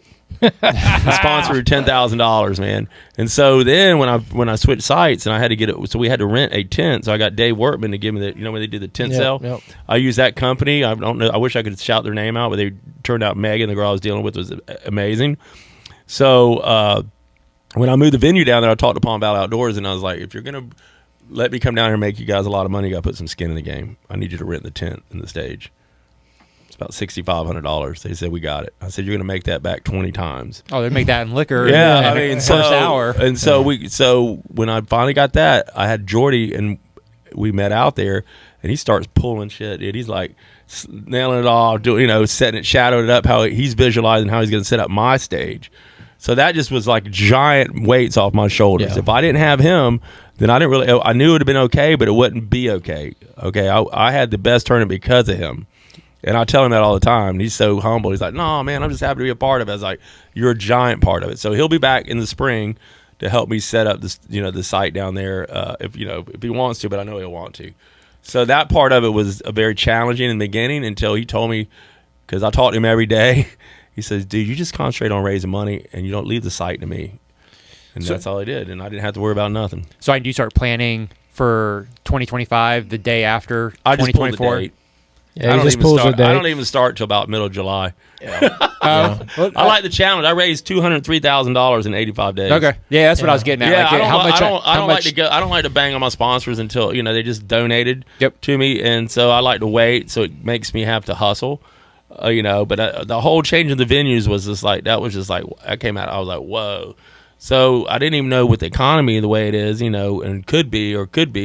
I didn't know if I was going to even raise $100,000. So I've gone over 100,000 6 years in a row now, which is amazing. Nice. Yeah. And so once I got to about 150, 160, I was like, "Is there a chance I get to 200?" I didn't know. And then we had a donation come in. Was actually from, remember Q? Yeah. Well, Q donated some penny stocks the year before. It just took forever to get it situated. Yeah. So he gave us 25,000 shares of penny stock. He owns a company called Cardinal Health, which does heart medications and stuff like that. And so the penny stocks went up by the time they made the transaction. So they dumped $18,000 back into the school. Oh man! So better late than never, right? Yeah. So I went from 184,000 to 203,000. That's amazing. That blew my mind. Yeah. So it didn't come through last year. So my 14th annual, I raised 196,000. I was at 210, but Q's $15,000 donation just didn't come as quick. So I was like, I can't take credit for it. So I raised it and put it back to 196 where I was. So every year I've surpassed what I've raised the year before. Now, am I going to surpass 203,000? I don't know, man. But I think after 15 years, I'm done trying to catch it. At this point, man, I don't have nothing. I didn't want not to surpass my goal on an anniversary year. Yeah. Let it be on the 16th or the 17th if I don't do maybe if I do 175, that's still good, man. Man, that's amazing. You know? Well, but it might go up depending on tomorrow. I think a lot, huh? Yeah, not tomorrow. When's the day? It's Tuesday. Yeah, Tuesday. Well, we all know what's going on. We're all businessmen here. We know what's happening, man. I mean, the country like I said, there's two things I won't engage: is politics and religion. Yeah, it's just two things you got to remain, because I have a lot of, I have two sides of each sponsor, so I just remain in the middle. Yeah, and I truly am an independent. I mean, I just want what's best for the country, man. That's it. That's what we say all the time. I hate division. I don't like it, but we've divided this country, and then want to get off this politics and get back to fishing. Just vote with your heart and just vote right, man. And let's don't beat people up because of who they vote for. I know, that's the worst. People get so worked up. So one of the doctors at the hospital, he's a nephrologist, and he's one of the best. If you ever had kidney failure, he fix you. And he has an autistic son, and his daughter, who's going to be a doctor, she goes to Bowles. She came to me, her name's Anaya, and she says, Chip, I want to do something to honor my brother. I want to do it. She's a scratch golfer. You could probably have her in here. She's on the Bowles golf team. So she raised $20,000 in a fundraiser that she put on that I guided her. And her dad's always like, dude, you got a bigger stage, dude. You need to be in politics or something. Your calling is not doing what you're doing here. And I said, well, I'd tell you, my motto would always be, I'm a uniter, not a divider. Yeah, let's unite people, man. Let's quit dividing each other. We all have differences. We're not going to iron them out, but we got to come to the middle. You know what I mean? We got it, because your view over here, my view here, if we can just manipulate it to where we can get close, I'm not going to tell you to come. You're going to believe in what I believe in, because you're not. But if we don't move to the middle, then we're just going to have division for the rest of our lives. And I don't really, I don't want all that shit. I mean, I'll be 60 years old, man. I got a son that's 19 years old that has special needs. Who's going to watch after him? Yeah. It scares the hell out of me, man. So when does he graduate? He's already out of the school. He's in this what's called the STEP program now. So he goes to different jobs, and that's cool. Yeah, he's still in the school, but he's just not getting the 1-to-1. And is he liking the puzzles still? He's a puzzle savant, man. I had him all weekend. He's just a great kid, dude. Yeah. But I mean, he is where he is because of the school and because Teresa and I were great parents. Yeah, no, that's amazing. And then just to think, Tyler's graduated now. It ain't like you just stepped out of the scene. No, and it's so funny. After my third, when I hit $1 million, I'm walking away. Yeah, and I was at the school picking Tyler up, and there's the school when he started there in 2010. He had 8 classmates. There's like 64 kids in there now, and I looked around, dude, and I looked at the parents. And I thought to myself, they got the same fear in their eyes I had when Tyler was this big. And my funding is a big part of that school. Are you going to quit on these kids, man? I said, I'm not going to quit. Yeah. Well, I maintained the same tenacity and just getting after it like a deer that's getting in the rut, man. I'm going hard, man. I'm like, will I keep that? I don't know, man. I don't know. I'll be 60 years old next year, but I do have to take on some help. But that's why when I do this triple challenge, it's not going to be just me. It's going to be Sarah, Ed Malin. That's amazing. Ed's going to have his army, and Ed Malin's already the mayor. I mean, he should be the mayor of Jack's Beach. And he's amazing. He's the one in the video. I just showed you the video. Yeah. Okay. And he held so much. He took up a shitload of stuff to North Carolina. Oh, cool. He has his restaurants right there on the corner of like Beach Boulevard. Angie Subs. And that whole parking lot was stacked. They had to get people to come out and help load into the different things. So Ed has always been enamored by how much money I raise in a fishing tournament. Because when it comes to when you have a nonprofit, the only way you get money is through fundraisers. So he does golf. I mean, he does little things, but he's so stoked on the fishing because Ed's a big outdoorsman anyhow. And I think we can do 100,000, man. Yeah, definitely. Especially I think I can raise them $100,000 because I'm bringing in an army this time. Yeah. Okay, I'm bringing in, like I said, it ain't just going to be me. And like I said, I'm not double dipping on my sponsors. There's probably someone will listen to this and say, "Well, we want to be a part of it," but you don't. I just think out of respect, I'm not going to call and try to make 2 phone calls in a year for a donation, unless they want to. And just so we can clarify it again, what's the charity going towards? To the Two Titmice Foundation for breast cancer. People, it's basically for breast cancer, survivors, but who are going through immediate treatment. So I'm doing a fundraiser at Singleton's on the 16th of November, a week from Saturday coming up, and I'm doing it for a lady named Kim Taggart. And the backstory of that was that's my watering hole. I live in Mayport, so I go out there and hang out at Singleton's. And I'm up there. It's the first time I've been up there since the tournament. I'm like, man, I was so stoked. I raised $203,000, and she's wearing a Flounder Pounder shirt, and she comes over to me, and her name's Kim, and she says, "Chip, that's so amazing that you raised that much money." She says, I'm going to do a fundraiser too. I said, "For what?" And she said, "I just got newly diagnosed with breast cancer." And that's her right there. Yeah. So that hits my heart too because my sister just fought it. So get this. So I looked at her and I said, "Come here, let me get a picture with you real quick." I sent that picture to Ed Malin. I said, "Ed, this is one of ours in the service industry. I don't know how you take on people into your foundation and what you do, but I think she's eligible if she can help." He said, "Send me her information." Send her information. She goes, "We got her." So they've already taken care of some of her immediate bills because even though you start that kind of treatment, which is she just had her portacath put in. They're about to put chemo in it. You've seen what it did to your sister. Oh, yeah. You can't work, dude. Yeah. But the bills don't stop coming. No. Right? You're still going to have to pay the bill, the rent man, the par man, all that. You got kids. I looked at her and she started crying, dude. And I said, "I'll take care of you. I'll do the best I can do, and I'm going to give you 115% because my mom she's passed away, but she didn't die from breast cancer, but she also didn't have to go to work. She also had a great support system. So, waitresses probably live week to week. So Ed's taking care of a big part of that. I'm going to reach out to a couple of my sponsors here in town because one of my big companies wants to keep their donations locally now. Man, what if you didn't go by that day? And what if I didn't go by that day? I know, exactly. So she's already got that. So I'm doing this fundraiser, which will be raffle baskets and all that, which will be Saturday, November 16th down at Singleton's. I invite anybody and everybody to come. Jordy, my side director, we're cutting the front parking lot in half, put a big tent out there. I'm going to try to keep people around to buy more tickets. You don't have to be present, and then we're going to do a raffle. And then whatever money I have that day, I'm going to give it all to her. Are you accepting donations Absolutely. for items to be raffled? I'll do raffle. We'll do the raffled item donations. And also, if you go to the Two Titmice Foundation, you want to make a monetary donation, you do it in the name of Kim Taggart, but it goes through Ed's foundation, so it's a write-off. Yep. Because he's a nonprofit 501c3. If you want to just give money or some Venmo, but if you're like wanting to make $500, I always tell people to get that tax deduction, you really have to give $5 or $1,000 or something, just depending on what your CPA says. Yeah. But if you wanted to go through and legitimately get a tax write-off, you'll get it at the end of the year. You'll get it from his foundation. You give that to your CPA. He takes it off your itemized deductions. So it's a win-win situation. I'm not a nonprofit. I don't want to be a nonprofit, but I want to raise money for nonprofits. But that keeps the transparency. Yep. Nobody writes me a check. Yep. No, the Flounder Pounder, nobody wrote me a check. They write it to the JSA. But this comes up with the triple challenge I'm doing, they're going to write it to the Two Titmice Foundation.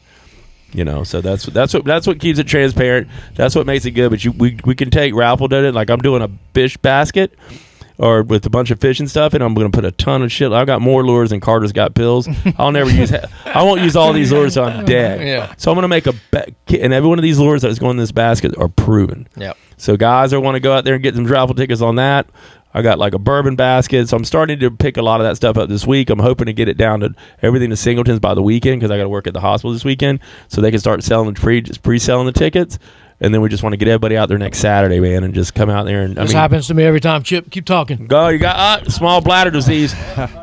I won't stop talking. So you can keep. So you can go on down there that Saturday and come down there and meet. Kim will be down there and make a donation and maybe raise her a couple $1,000. I don't know yet, but I'm making a couple of phone calls today. The people have been calling me and they're like, "See, I think they've already got like $500 worth of just monetary donations sitting in her fund at the foundation." Nice. That's not saying that they're not going to use any more money at their foundation, but people made a contribution in honor of Kim. And so Kim's, anything goes in that obviously will be used to help her. I'm hoping to drop her $2,000 or $3,000 or $4,000 of the money in her lap just to get her through. And so once I get done with that, and then I might try to take a break. I wasn't even training on this, but like I told people, there's 2 things that will get my heart going. Anything that has to do with autism or something to do with breast cancer. Yeah. Or, because both of those are hit. My son has autism and my mom had breast cancer. People come to me all the time, can you help me do this? Like I can only guide you. I won't give you 115% because I'm not hit emotionally by it. But if you let me do something that I know I can give you and feel that, people call it the juice. Like when you win the tournament, like with Eddie Cavler won my tournament last year in the Flounder Pounder, he's been trying to win that thing he's had a 2nd, 3rd, 4th, and a 5th. And he finally won it. And when he came up on stage, man, I had it jamming so loud. And he said he watched that video 1,000 times, man, because it's what they call the juice. And you know what it is, Brian. Oh, yeah. When you win that tournament, man, you were riding on the, you get that juice, and you just feel like you're the man. And I didn't get that juice when I won my biggest tournament because there was nobody there. Yeah. I'm like, golly, man, this is pathetic. So when the guys won this year, because I had the stage down there at the Flounder Pounder, I was able to walk them up on the stage. It was nice. So I do a top 10. So I start with this, and then when I hit this top 3, I start getting the good music pumping, and then we go. And so that's what I did for the Greater Jackson. Some people say it was the best award ceremony they've ever seen. I had Brian took me fishing one time, and I got the juice. Like, 'cause for one, I never go fishing, and then if I do go fishing, I don't ever catch anything. And man, this guy will put you on him, bro. Dude, he put me and my wife went with him, and dude, I caught my claim to fame story is I caught like this big old red, and like just when it bit, it was like zzz, immediately. Dude, I was so pumped. I pulled it in. I was like, already had dinner plans, what we were making with it, and he was like, "Was it too big? Too big?" Yeah, I had to put him back. And I was like, "What is this too big thing?" He's like, "Do you got to toss him back?" And I was like, "No." I was like, "That can't be a thing." I thought he was messing with me. And sure enough, homeboy had to go back in the water. Well, it's I'm gonna fish in the morning. Like I just got back on the water because I don't do anything in that 85 days. And when it's hot, Dutch knows I shut my fishing down and I don't pick my rods back up till October, and I'll fish all the way to about the end of May, and then I'm done. June, July, August, September, I'm out. It's too hot, man. Yeah. Unless you go at night. But it's usually if you're on the water at 5 a.m. and you're off by 9, you're good to go. But then you got to clean your boat, and it's so hot. You're just miserable. When you go out there and it's high 65, you can wear a hoodie and you're not sweating and you're ripping lips. I do that shit all day. Yeah, during the week. And you run over the YouTubers. Yeah. It's a cluster down there at Bow Carver, man. They got that ramp shut down till July. So you can't, those guys, everybody's clogging out. That used to be like undercover ramp. Nobody went there. Nobody knew about it. But now it's just, I live in that neighborhood, and they got it closed, so that means you got to go to the big ramp. Yeah. You got to go to Mayport. Yeah. And it can get gnarly. What caused the rise of the YouTubers? Is it the ones with like those chicks with their ass hanging out? No, it's just the one blowing spots out, dude. They'll get out there and they're thinking they found the spot. They didn't know shit about that spot, and they go out there and they just and then they put it on YouTube, and then it's all you got to do is look. All they're doing is spot checking. Yeah, I don't care what you're using. I don't care what. I don't watch anything you do. I'm just looking at where you're at. Oh, he made it clear. He's like, don't say, you know, where we were at. Yeah, it's changed so much now. Like, dude, it's just that's why I was explaining to the guy the other day. It's like, it's sad. It's pathetic. Honestly, I don't even know if there's a secret spot anymore. You know what I'm saying? But also these guys don't know about tides. They don't know about the moon phase. They don't know about certain things. All they know is about what they see. You know. So I'm always being in touch. Like I could just look at the moon phase and all that, but I'll do it, and my girlfriend freaks out. So you're gonna put the fish in the live well and take them to a new place and release them, huh? That's really nice of you. Because I never take a picture where I catch them. Yeah. But I always want to go take the picture of everyone thinks I'm at. Yeah, that's funny. If you think I'm holding the fish out where I caught it, you're out of your mind, man. Fishing's cutthroat too. So my girlfriend Piper's like, so did they get transplanted today? I said, yeah, they went about 2 miles up the river. They're all right. They'll find their way home. Yeah, but it's gotten crazy with that end. But I got a couple there's a couple new hitters coming up, man. I got a couple new cats that I've been watching. Really? Yeah, this one gentleman, his name's Walt Letty. He's a police officer. Mm-hmm. He's in the Florida Lure Anglers, and those guys they got some heavy hitters because they're always changing their format in this club, and now they meet Mondays at my restaurant. And it used to be when they started that club in 2003, it was just a big clique. It's like you had a faction of people over here. So these guys now come together, and it's like a band of brothers.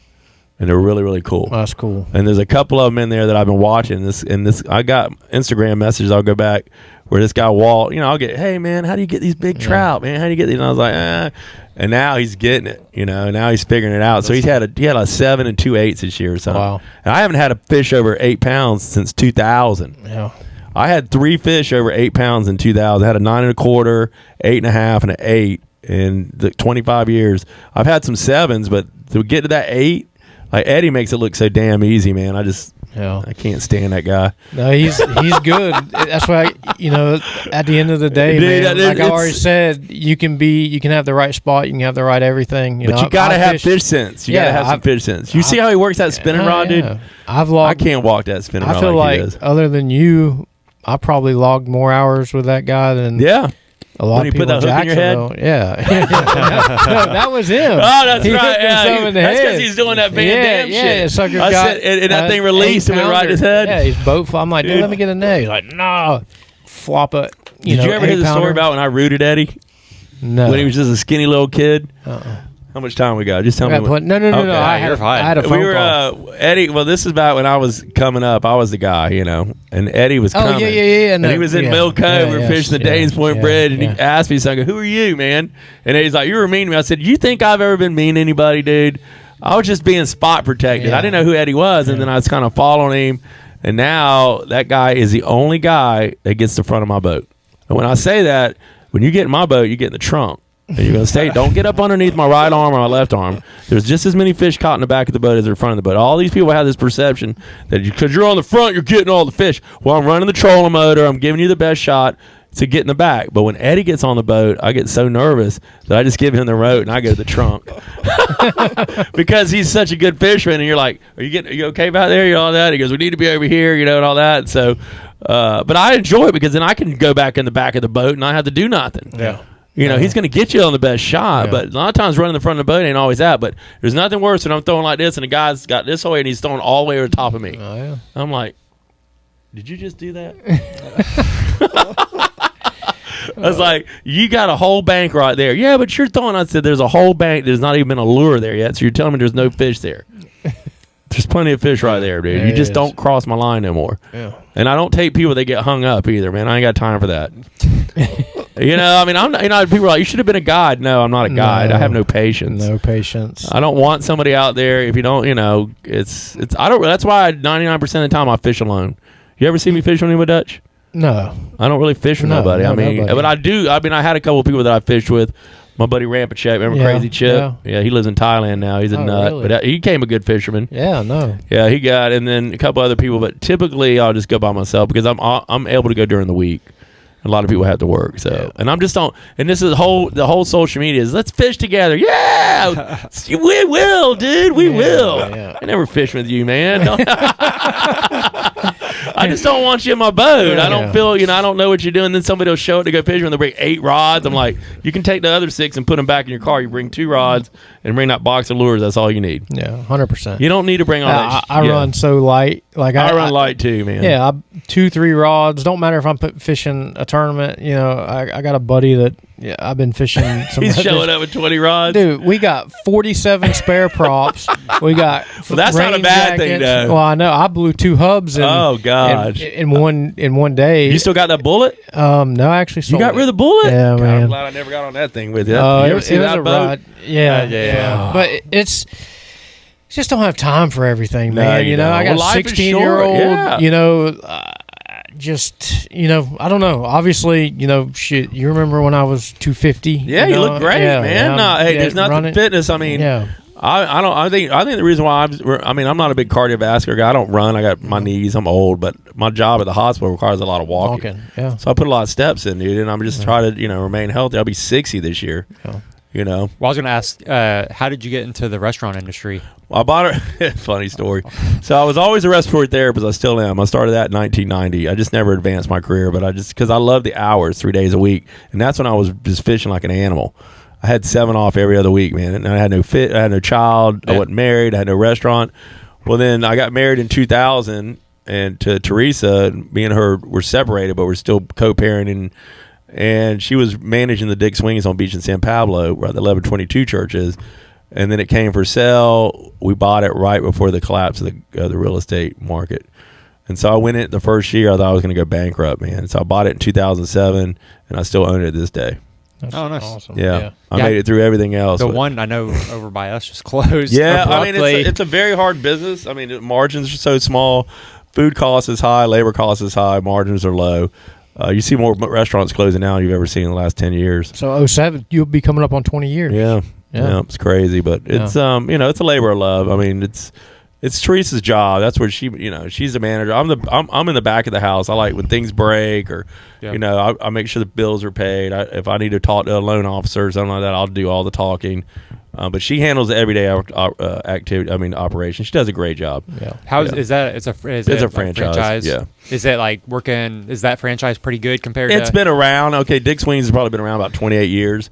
So let's say you started Brian Dutcher's restaurant. Is it going to go? Is it going to fly? What's going to make him fly? So you do have to pay for the name, Yeah. So we pay 5% a week of total gross sales. Oh, that's not bad. Yeah. So I mean, I bet you Chick-fil-A is like 12% or something. Yeah, I bet. So That place is a nightmare, it's isn't it? total gross, not net. So they're taking out the gross, not even on the net. Yeah. So they made good money, but I mean, that's part of a franchise. If you wanted to just start a restaurant up, which is very hard to do, and then do with no kind of branding already. Yeah.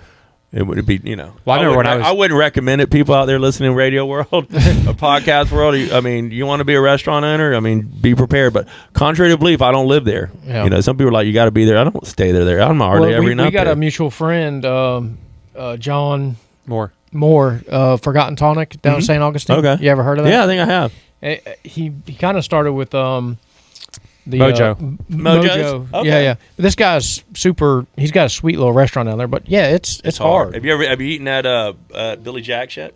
No. Oh God, yeah, that's Ben Grishel's new one. Out Okay. there. Okay. Ben Grishel's like Nathan Stewart's starting to be like the new Ben Grishel. Yeah. But Ben owns like Marker 32, all the fish camps, North Fish Camp, Gotcha. Valley Smoke, Dockside, yeah, and he opened up a new one out there at Heckscher Drive, right there by the ferry slip on the Heckscher side, called Billy Jack's. Freaking best barbecue, not barbecue, smoked bird you ever had. Because everything he does, so there's a couple little seafood items, but it's all barbecue. Yeah, He has that's a lady good, because he does a lot of quail hunting, Yeah. and so wherever he was going, there was a lady, an older black woman, that worked in the kitchen part of it, and she called Ben one day and says, "Hey, I want to make a change." So she came down, and so she does all the homemade fixings in the back, the limas, best lima beans I ever had. I mean, this place, I'm just getting hungry thinking about it. Yeah. And so Ben's one of my title sponsors. So Ben Grishel is a great guy. But yeah, restaurant business is a tough one, man. And so between 20 and 21, you couldn't find anyone to work because everybody was either the COVID and all that, and now all these restaurants are closing. There's more cooks. Oh, I got you. You know what I mean? It's saturated. It's not saturated. It's just like you'll get 5 or 6. You'll get 5 or 6 come in, but then you're gonna have to find somebody that has a car. Right. Yeah. Can get to work. I don't have a car. It's a very hard life, man. But their pay is going up, which is your payroll is going down. I mean, your payroll cost is going up. Everybody wants to get, dishwashers getting paid $16, $17 an hour. Yeah. I mean, we were paying dishwashers $7 an hour when I first opened that place. So all that comes off the top. Yep. Well, that I was talking to one of my customers was one of the gentlemen at Whitey's, and he was just talking about how like the price of chicken wings alone went through the roof. When we bought the place in 2007, 300 wings for a case was $35. They're like, it went up to, and during COVID, it went up to $120 for 300 wings, and now it's still back down to I think it's $90 a case now. Yeah, I think V's just started doing I love flat V's. rate. Yeah, well, V's is. You ever been the one in Palm Valley? I haven't been to that one. Like I've been to Valley Smoke, but that was probably the closest I've been. But the V's Pizza, you've been to V's in No. Valley? Mm-mm. Well, V's Pizza in Valley is like an old barn. It's cool, but everything's wood fired. Yeah. And you walk in, you're like, oh my God! But they've won an awards for their wings. Yeah. And the thing about my restaurant, and the difference between my Dick's Wings and a lot of the other ones, is like there's a standard of excellence in that kitchen. Whether it doesn't just come through that window, if these guys take pride, it's just what it said. It's like if you know what your standard of excellence is, it's going to stay there. Yep. I'm not dropping it for no one. I just flipped my whole kitchen about 8 weeks ago. I let it get away from me. I wasn't in there enough. I was doing the Flounder Pounder. It was just things, and we went in there and we just said, "You're gone, you're gone, you're gone," and we just started working. Now I got a new crew, and I'm being more vocal and more visible. There's comes a time you don't want to be out there. You just don't want to be there. But you're not there, then you're going to get away with shit. Yeah. Yep. So, but they also understand. I went in there like, just jokingly. They'd be playing a lot of music. No more music on the line, dude. Yeah. 11 o'clock, that shit goes off. Yeah. You want to play it until we open the tickets for a ticket, but I don't need to hear all that. Yeah. Just turn it off. Yep. Got a job to 10 do. o'clock means 10 o'clock. Doesn't mean 10:45. You got to get here on time. Yeah. But if I'm not up there, not being around and letting the seat, like I'm the best dishwasher you ever seen. I love the dish pit, man. Yeah. I don't do what those guys can do on the line. I was never a cook, but they'll get up there and you'll get 10 tickets, dude, and they're going nuts. I'm just like, what do you need? Yeah. Get me this, get me that. And I'm doing over there in the dishes, but I'm watching. They know if the owner's over there doing I don't care, dude. Yeah. I'm OCD anyhow. My kitchen's clean. You can eat off the floor. Yeah. But I mean, that's only going to take because they see me doing it. I want to lead by example. That's a fact. If I'm over there, there's no job that I won't do. No, I agree. I clean the grease traps. I don't care, man. It's my business. Yeah. That's the problem with some people. They just get that mightier than thou. They don't want to be there. I mean, these guys lead. They watch you, and if you do it, they'll. Not all of them.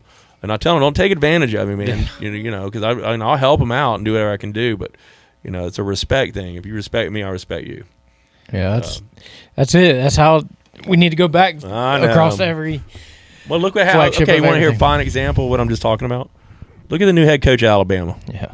You think Nick Saban allowed that All-American safety to do that shit in Vanderbilt game where he acted like a fool? No. And stay on the team. Yeah. Nick Saban would have jacked him off there. Okay, so you bring in this new guy. He's not following the level of the standard of excellence. Nope. He's scared. But he might have fixed a little bit. But I'm telling you right now, you would not act like that with Nick Saban. Well, you're not going to act like that with me either. If you don't want to be there, then go. Yep. Well, I think I don't really follow football that much, but I did notice that whenever Saban left, that new head coach completely redid his office. Well, I mean that's okay. Well, but but it was like it was to me, like I said, I don't follow it that much, Right. but it's like there was a different that was. Well, he's a legend. He's a great. Exactly. He's a So like goat. when you walk, I would assume when you were if you were getting to that part in your Right. career, walking into that office, the way it was originally set up with Saban was probably probably had like probably a should lot have of just street built a new cred. office, dude. They probably just locked that place, turn it into a museum. There you go. Yeah. But now they're letting them listen to music. Yeah, and, but parties. but after that loss, that second loss they had to Tennessee, they lost to Vanderbilt, which Nick Saban, and this is not the Vanderbilt of old. No. Okay, this is a good team, but Nick Saban would have never. They lost to Vanderbilt, which is like Alabama fans just walked off the edge, dude. They're killing each other. Yeah. And then they turned around and got beat by Tennessee, so they got 2 losses now. Yeah. But then they turn around, they were off this week. I think they play LSU next week. Yeah. But they got to get it right. But you never want to be the guy that follows the legend. You want to be the guy that followed the guy that followed the legend. Yeah. It's like when Steve Spurrier left in the Gators. Ron Zook followed him, and then we got Urban Meyer, but we've never gotten anyone since. No. So you never want. I always said whoever follows Nick Saban is going to have some big shoes to fill. Yeah. Florida did play good against Georgia. Yeah, if we'd have lost DJ, we might have shot. Man. That was just a freak hamstring It's injury, man. crazy. Pull that hammy. But regardless, everybody thought it was a blowout. So for us to go out there and no. We had our own. That Yeah. defense. No, Georgia. They're a good team, but they're just team. They can be beat. Oh yeah. I mean, I ain't seen Florida's defense fly around like that, and get 3 interceptions, and just be. Like I said, if our quarterback wouldn't have torn his hamstring and all that, we were up 13-3 or something when he went down with a hammy. Florida could have had an opportunity to win. I'm not gonna, I can't project that they would win, Right. but they definitely had an opportunity. Yeah, it's wild times in football world right now. College is crazy. Yeah, the NIL and all that. Yeah. It's not. It's I used to know every player on the Gator roster, man. But I mean, I guess ever since this dude's taken over, Sunbelt Billy, this new head coach, man. I mean, the dude. I mean, this is where I knew I lost cred with this guy. Okay, 4th and an inch. You got 1 inch. Okay, we're not talking about inches. This idiot has a 240-pound quarterback. He puts him in a shotgun, and he does it in a round, and the guy loses a yard when Tennessee gets the ball. We should have been up 21-0 against Tennessee. So that right there tells me you're out of your league, dude. 100%. You don't belong in this league. Nope. Everybody knows you put your 240-pound quarterback under the center, and you get 1 inch. Yep, 1 inch. And I was just like this Dutch. I was just like, I can't watch this guy, dude. I mean, and the problem is when he gets fired, which he's going to get fired at the end of the year. I don't care what they say; they're going to fire him. He's getting paid $25 million a walk. So good for him, but I mean, but with the Bull Gators already said that they had the money they already raised. got it. They're waiting to see what's going to happen with this lawsuit with that Jaden Rashada. Yeah. If he has it, if they rule against him and all that, they can deduct that as misconduct behavior, and then they can take down his $25 million to maybe $22 million or something. I don't know, but You know, the guy just, he keeps waiting for this plan. Like, scared money don't make money. Well, he had a chance to go for 2 against Tennessee, and he chose to tie the game. Yeah. You're going to get fired, dude. Just go for 2. Yeah. You know, you were going to get, my thing is like, I'm like going, well, if I don't make it, they're going to say, well, you're going to say, at least you went for it, man. You're going by what you came into Gainesville when you got off that plane. You go, scared money don't make money. Yeah. Well, you're taking this program to the pits, man. I can't even watch it. It's just sad, dude. And look at Florida State. I know, that's really sad. They're ready to hang Mike Norvell, and he was like 1 game away from the national championship. Yeah, it's crazy. Who would you want to see Florida head coach? Well, they want Lane Kiffin. Yeah. I love him. He's going to come. Lane Kiffin would probably, DJ Lagway would probably stay if Kiffin comes, because Lagway, the problem is you're going to have a massive exodus of players. Oh, I know. But if you bring in a proven coach, like they brought Sunbelt Billy in, this guy came from like La Tech or some shit. You bring this guy, you bring in Lane Kiffin from Ole Miss, and he comes with some veer cred. Maybe the players won't leave, because that's the problem with this. They got this transfer rule. Yeah. They can just bail out if you get a new coach. So you might go from a roster of 60 and have 20 guys left on your roster. You just took over as a head coach. That's interesting. Yeah, it's a. It used to be when you transferred, you had to sit out a year before you could play. Yeah. Now that there's all these lawsuits that have been going on, and they got. I don't mind the guys. Let's just call it what it is. It's semi-pro football, man. That's what it is. It's not. It's not amateur anymore. It's. There's Ohio State has a $20 million payroll. Yeah. $20 million NIL payroll. It's just. These guys are making more money than all of us, man. But yeah. How long have you guys been doing this podcast? I don't know. Has it been? It's a great little setup, man. Yeah, I'm really excited. This started as an idea like 2 years ago, and then we kept talking. We were like, well, if we do it, we're probably going to go to jail. But I love the way you got it set up, man. I'm going to have to bring in and consult you on mine. Yeah, how much was all this stuff? You don't mind me asking? Roughly.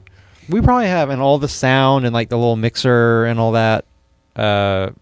I don't know, probably like $1,500. That's not bad. Yeah. Okay, that's what I was thinking. I got money set aside for it. Yeah. Like I said, I'm going to have you guys on my show. Yeah. But it's something that I got a lot. I think it's a great way to get. Nobody really listens to radio talk shows anymore. No. Podcasts. You just go to. I was looking Spotify, at Spotify and YouTube, and bring people in, and then you're not breaking for a commercial break, And then my vision is someday maybe I'll just get somebody to sponsor the segment. Yeah, definitely. Start going find. Hey man, this month's segment is being sponsored by Dave Workman and Strike Zone Fishing, or Sign Depot or something. And you give them all the press and you talk about them, pumping up.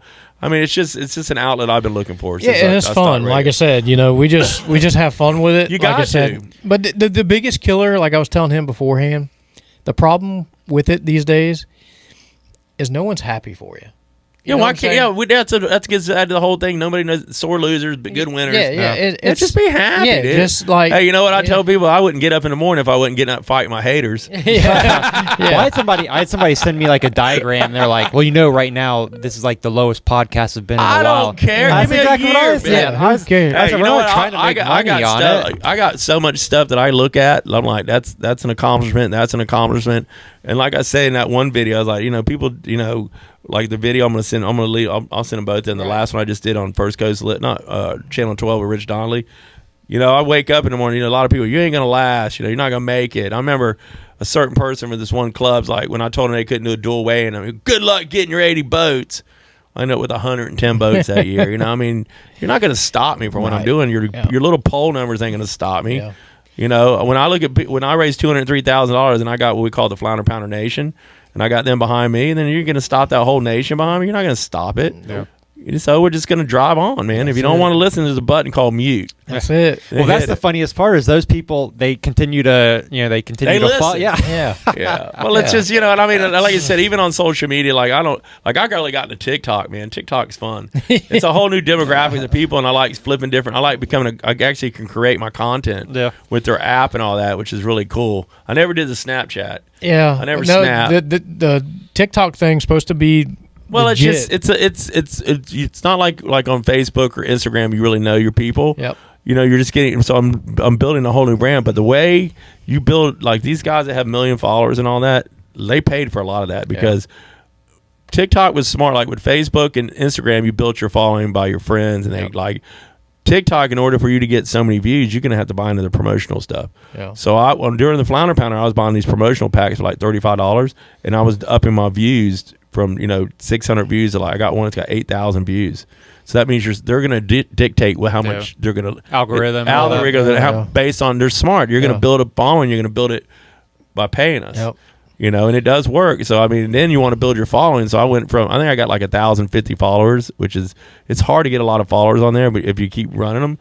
But every time I did those promotionals, I'd pick up another 10 or 15 new followers because it gives you a whole different algorithm of sending your stuff out. So they're smart. They're not going to let you build your empire without paying them something. Yeah, that's And then once you get to a certain amount of followers on it, then they start paying you. Yeah. So I mean, I just think it's fun. I like it. And That's it. I like to like do all my. Did you see that one I just did? That one little video I did on my TikTok. Which one? Oh man, it's a good one, dude. You got so much information out there, Chip. It's like I could spend a whole day. Well, I mean, it's one of my favorite ones. So I paid for the thing. So check this out. So you remember Danzig, right? Remember the band Danzig? Yeah. So watch this one. So 7,000 views, but look, it was quick. Tell your children not to look my way. It's just a quick one. Yeah. Oh shoot. Yeah, that's awesome, man. And then I find the music. Yeah, that's what it's all about. So they gave me I got 7,400 views and 1,700 likes. Yeah. And I paid $35. That's awesome. Yeah. Well, what sucks is like me and Matt, my buddy Matt, we bass fished. We had this video. I don't know. We were jumping a wake. I felt like we were about to die. We were running 90 mile an hour, and someone else videoed it. And they put it on there, right? And it went viral. It went viral, and we're like, God damn! Whenever we had this, So you just never know what go down. Yeah. So. Well, I mean, that just gives me something to fun because I'm on the water either by myself. I want to do so. You do the more content to build. This TikTok words like this.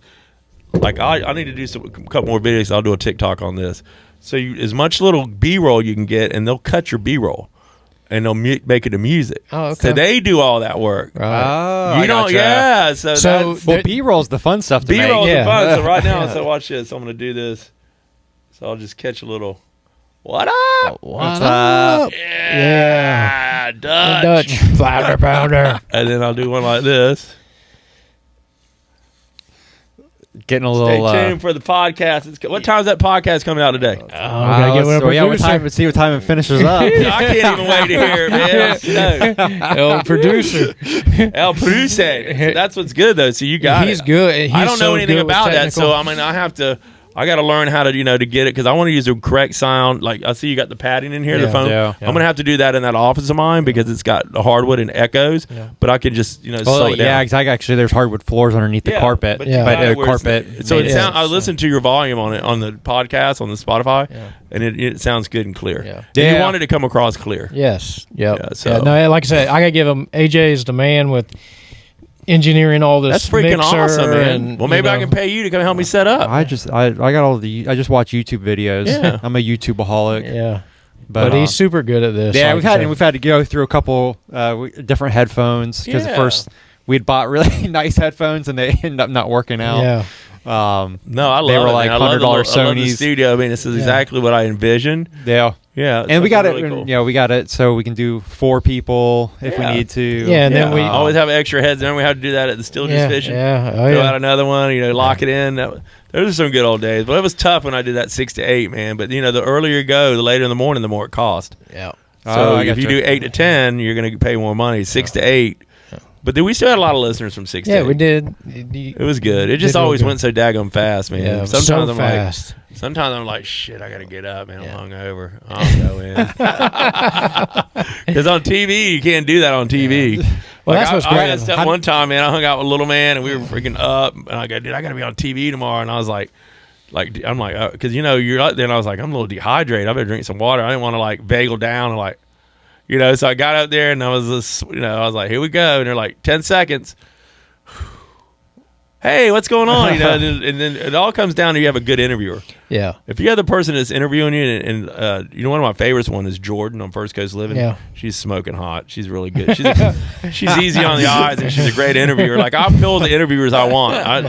When I call Justin, I'm like, I want I want Jordan. Okay, you got it. I would always pick who I want to interview, because if you get the wrong interviewer, you just don't, it doesn't mesh. Yeah. And so this time when Rich Donnelly and I did our interview, when I did on that Saturday morning, I've already been on 2 years prior, and both times I've taken Tyler. This time I didn't want, and he's done well on both episodes.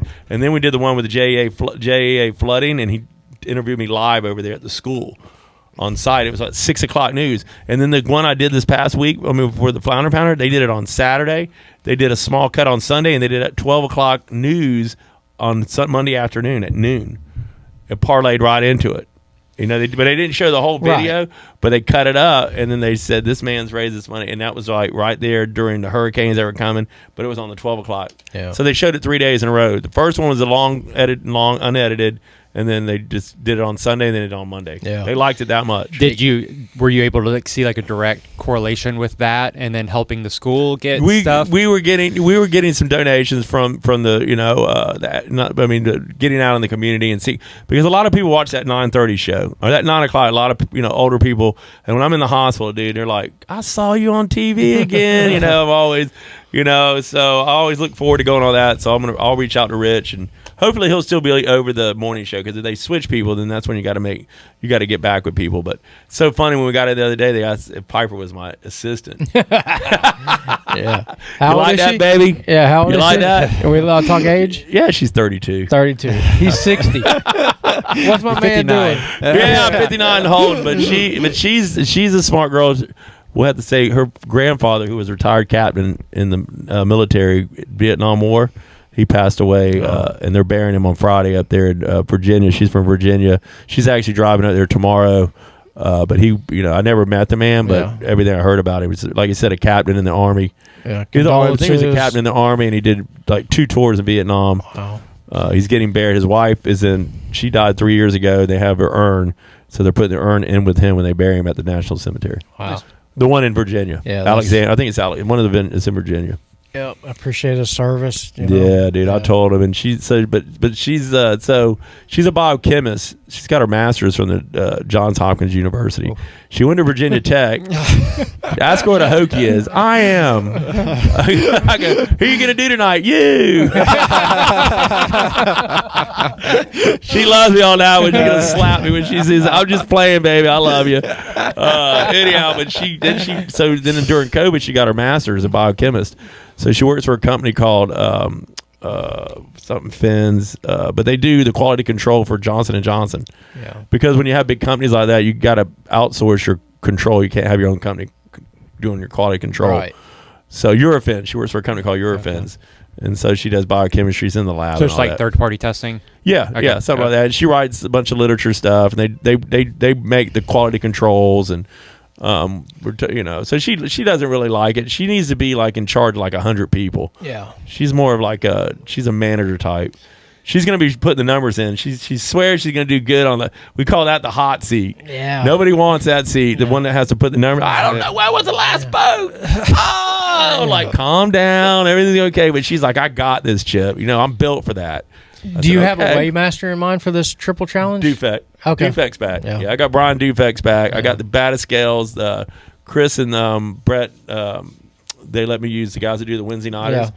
Walt and Chris, they let me use their scale this year. So it has a big LED readout. Yeah. And it's a fantastic scale. And then Brian will be weighmaster.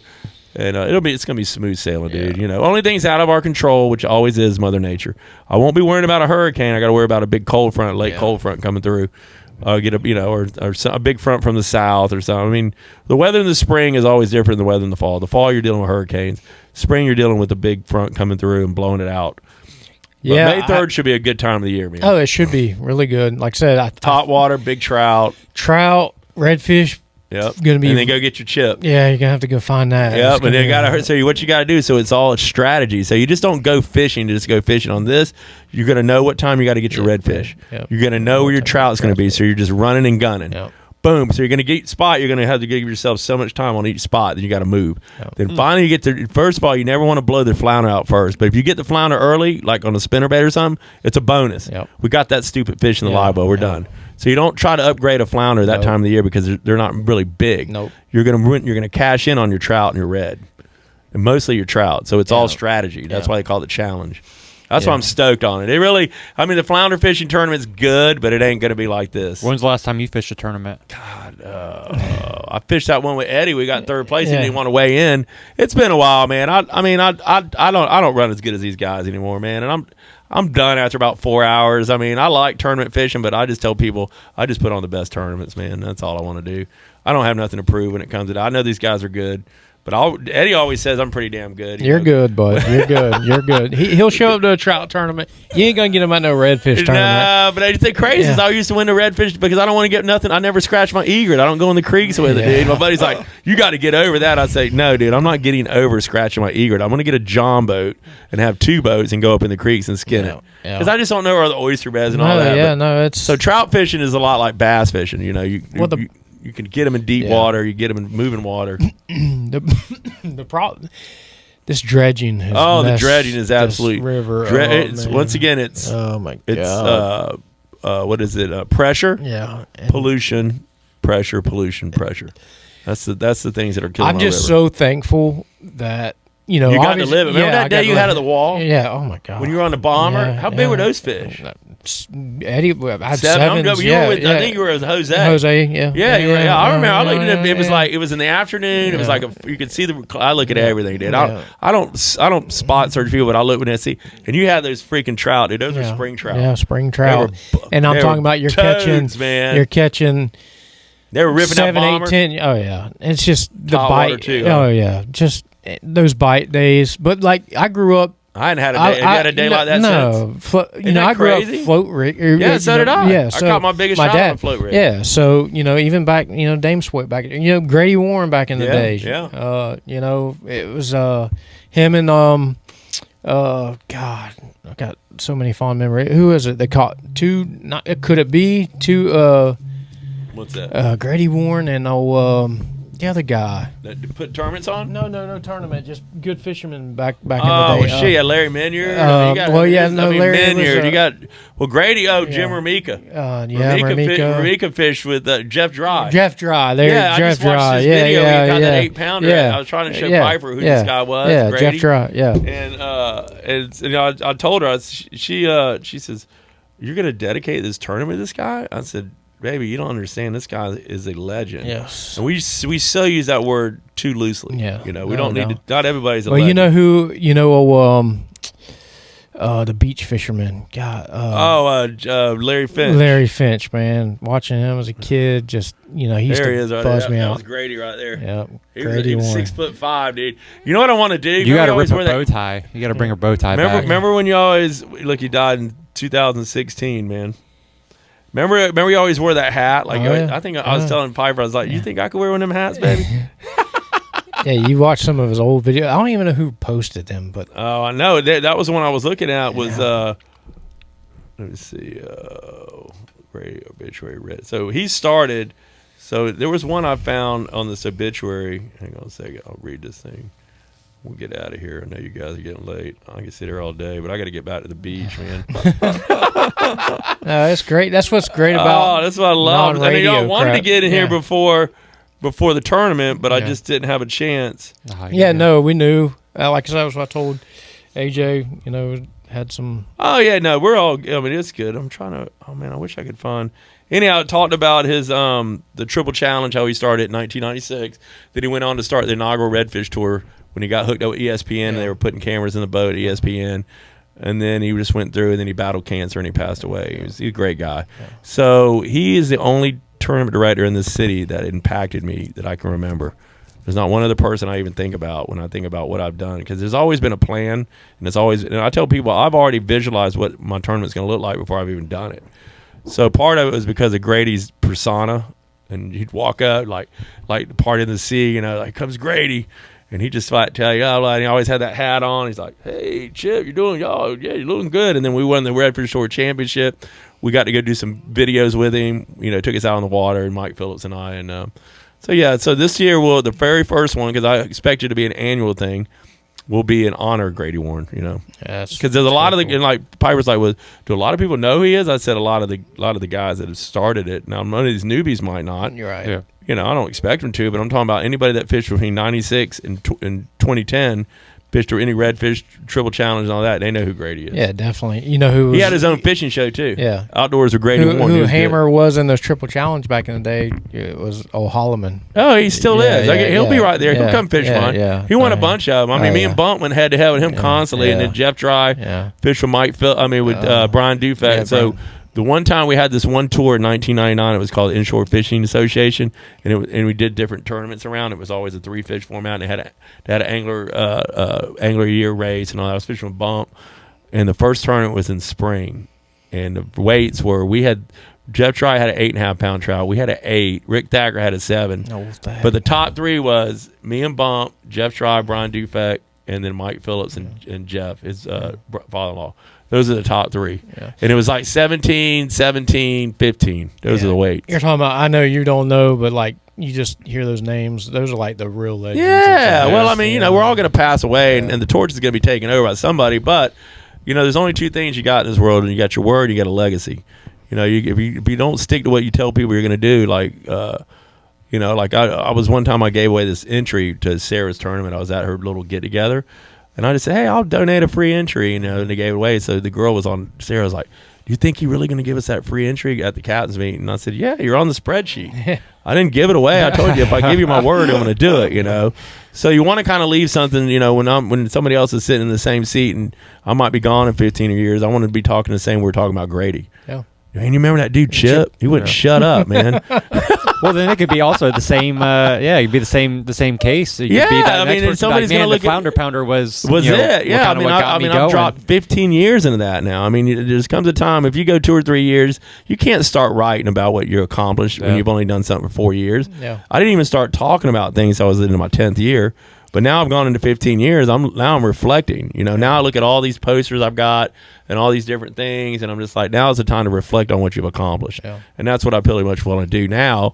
It's just really kind of reflect, and now I want to direct my energy into something that's going to reignite the flame. Yeah.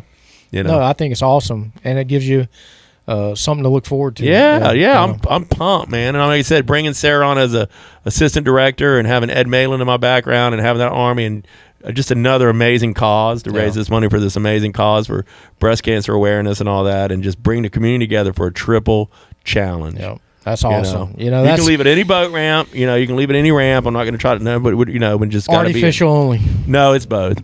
Oh, well, we can't get if I did artificial only, you eliminate maybe 30, 40 boats. You can beat the bait guys, dude. They ain't gonna have a chance to get the big trout.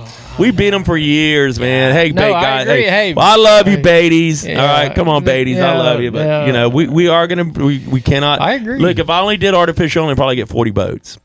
I can't just cater to just the guy. Let's bring them in, man. Let's beat them. No, I'm with you. Like it's every trout tournament. If you just went artificial only, like I said, you're cutting half of your field. Oh man! I would love. What's the up and? Well, you're using bait. Yeah, they're using a lot of bait. It's no big deal. I have to fish against them all the time. Sometimes it's an advantage. If the bite's tough, they're going to eat a live bait over an artificial if it's tough. I just don't have the time for. I don't have the patience for it no more. Dude. I'm so slow. When I try to bait fish, dude, I'm such a reaction strike. Like I'm used to that lure getting stuck. Bait, you're like, let it eat. Yeah. Count to 10. 1, and I just, and then I don't do a good hook set because I'm thinking too much into my hook set. And then it's like where on a plug or something, and I'm not really a big plastics too. That's my worst part of my whole fishing game. Like how you're a golfer, you got to work on your irons, you got to work on your putting, your driving. Well, I'm a flat, terrible freaking. He wants a hard bait all the time. I want a hard bait in my hand. I either want a top water stick bait or hard bait. I don't want a plastic. Plastic's just like throwing live bait to me. Yeah. What about him doing? What about some of that deep jigging we've done? That's a different animal. Yeah. I mean, it's just I don't Eddie. Yeah. No, that's what I'm saying. Yeah, Eddie pops that thing, but he's popping it 20 feet. So I'm missing a whole water column of fish because I'm hard headed. Yeah. But I'm just said I'm tried. I don't even own a spinning rod, Dutch. Yeah. That's horrible. I don't know. Well, but also, so if I go up on a flat and I'm trying to throw a 1/4 ounce jig head, I'm not going to be able to do it without a nice spinning rod. Yeah. So everything has applications. I'm just, like I said, I'm more of a run and gun.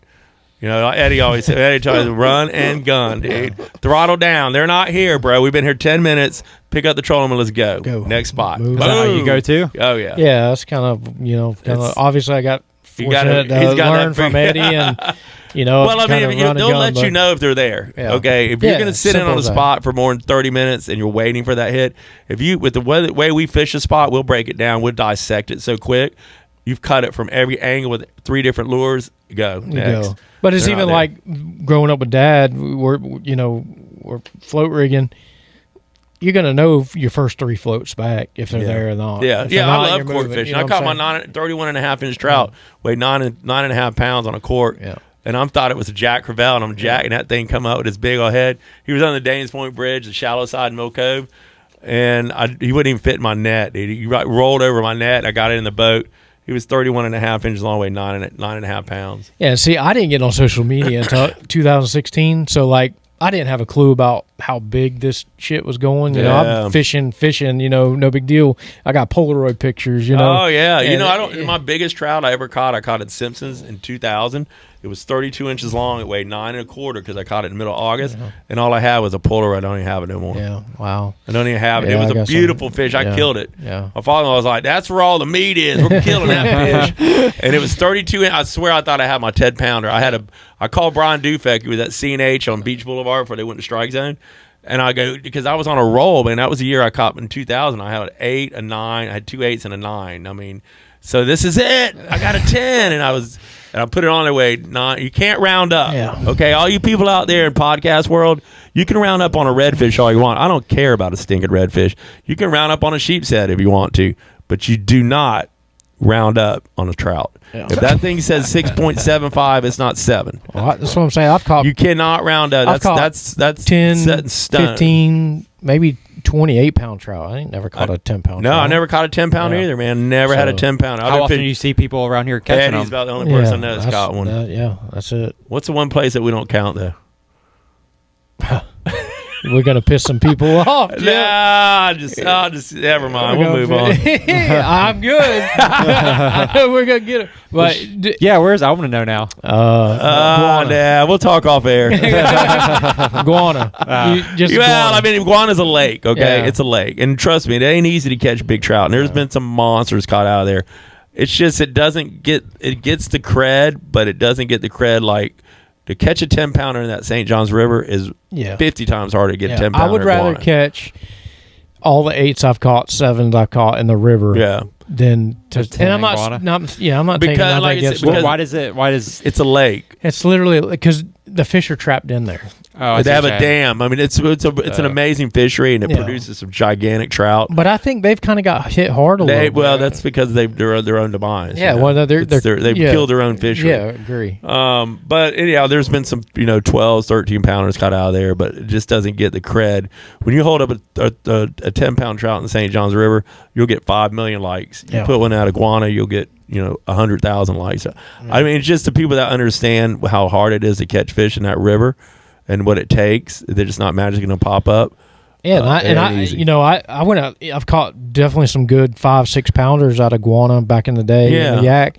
The problem is they don't fight like the St. John's. Well, they don't have that 10, 20 foot of water. I'm gonna tell you, you get you a 4-pound trout in that current out there. Jeez. That head thrashing. What about that one I just watched last night when Grady had Jeff Dry in there? Jeff Dry had him in the bomber right there at the wall. I think because that's a 3-mile current. Look out! Come here, Jeff. Jeff never said a word. Old stale face. He wouldn't get excited about nothing, dude. And Grady's there. It's an 8-pounder. And did you ever see the one where him and Ramik were in Mud Creek? No. Okay, there's a video when Jim Ramik and Grady were fishing the mouth of Mud Creek coming around the turn, and they had like back-to-back 8-pound trout on top water on their oyster beds, dude, on a spook. Grady loved the big spook. That's what he loved, throwing that big spook. Yeah, I got so many countless memories in there. Whew. It's changed so much. Now it's... Well, now we're doing podcasts. We're talking about running fishing tournaments, and we're cutting down people and we're having fun. Having fun. Ain't it crazy how the world's changed? You talk about anything. Yeah. Hey, if you don't like me, mute me. Right? Well, fellas, I'm going to get running. Yep.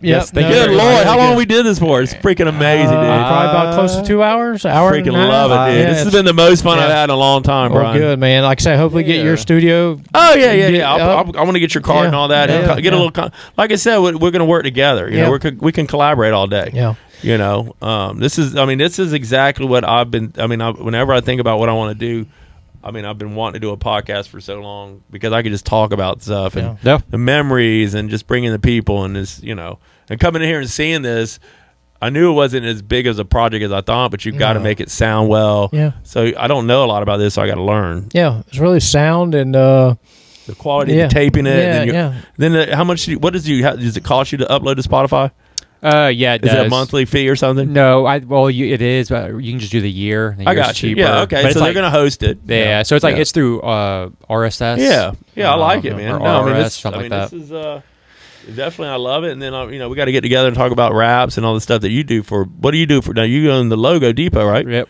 So you do screen printing in here? Yeah, well, I really kind of got out of shirts. Yeah. You just do wraps? Well, that, and we have all our embroidery equipment. Okay. There you go. So come see my man. Yeah, we got 3 big large Dutch, what are you printers. still doing? Nothing?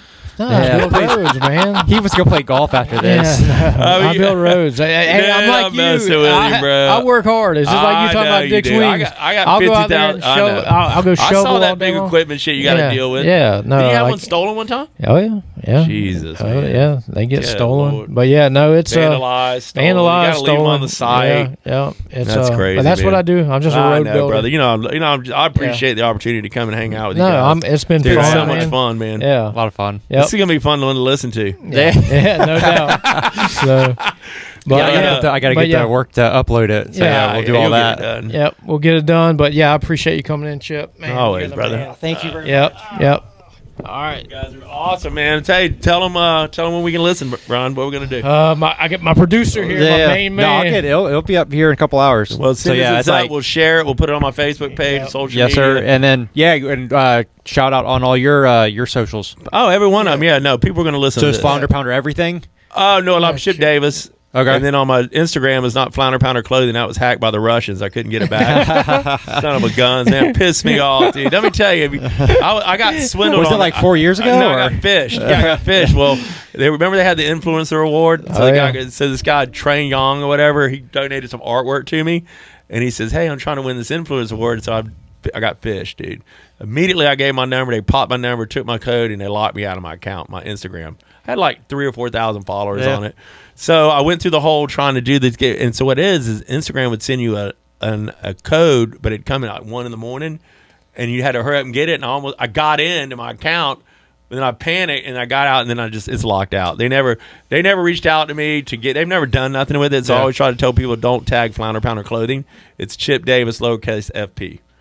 Yeah, so I still get hit, but I'm like, you're just giving the Russian stuff, So, but you just got to be really careful, people, to getting knocked off and getting hacked. Yeah, that's with anything, man. I mean, they make it seem so easy. Like, I got fished before we get off. Like, I was from the time ViStar called. It had ViStar.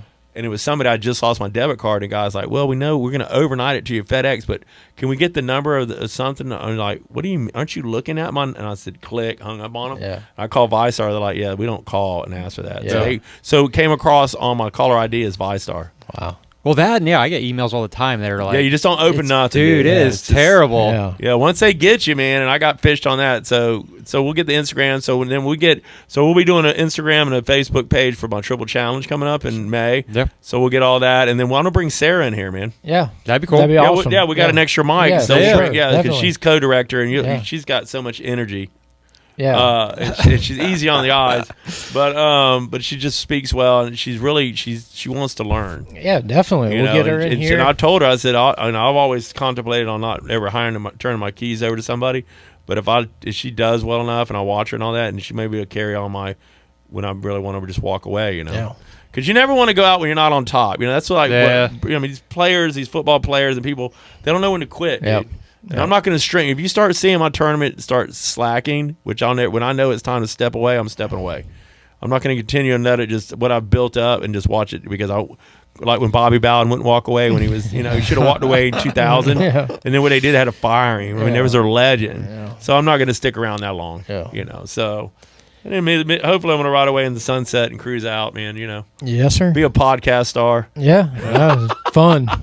It is fun. It's a lot, and you get to meet a lot of cool people. Yeah, so man. It's always fun. I mean, you guys do it good. You got a great. It's so comfortable in here. I mean, I could imagine somebody being nervous. Yeah, no, that's what's great about podcasts. No, no nervousness. There's nothing to be nervous about. There's no breaks. There's no. Well, we did have one our very first. Not to throw Owen under the bus, but yeah, we had Owen in here. He was all hyped up, and as soon as we said, "Okay, we're rolling," it got really quiet, and they kind of were like, this isn't going to be very good. Yeah, well, you can't have dead air. Well, no, and that's the thing is, you got it's either up to the podcast people that are interviewing, but with us, I was like, you didn't ever have any dead air with me because you're not going to have it. I got too many things I got to cover, so I'm just trying to dissect it down to a small amount. But if you bring in a guest and they don't really talk, then you got to start like, well, let's tell us about this and all that. No, we've been very lucky. Have you thought about names for your podcast? No, we're working on it. I don't know yet. I mean, that's a good one. We Piper's working on that. We got a couple things. The casting couch. There you go. Yeah, casting. Yeah, the part-time savages. The part-time savages. Yeah, man. I like that. Yeah, because we're just part-time savages. Yeah, I love it, man. I love it. No, the whole thing here has been absolutely amazing. Yeah. I'm gonna get out of here. I gotta get back. I gotta get off this west side, dude. I gotta get back to the beach. Yes, sir. And I ain't been this far out, but I was taking a walk down memory lane. Like, man, I ain't been out here forever. No doubt, it's a little bit further away than the beach. But I look forward to coming back and talk with you. Maybe I'll get back in here before the triple. Yep, that sounds good. Once I get everything set up and we get it all set in stone, which it pretty much is going to be May 3rd. I'm not flipping the date again. That's my third date in the last 3 days. Yeah. But I didn't want to go early because Kelly Malarkey, who is Ed's assistant, is doing a girls trip that 26th. I was going to do April 26th. So then I was going to go back in April, the first week in April. It's still a little early. Yeah. So I'm settling now on May 3rd. May 3rd. May 3rd. Nice. May 3rd. Yeah, don't change it now. No, don't change it now. May 3rd, and we'll see you guys there. And Flounder Pounder checking out. All right, check out.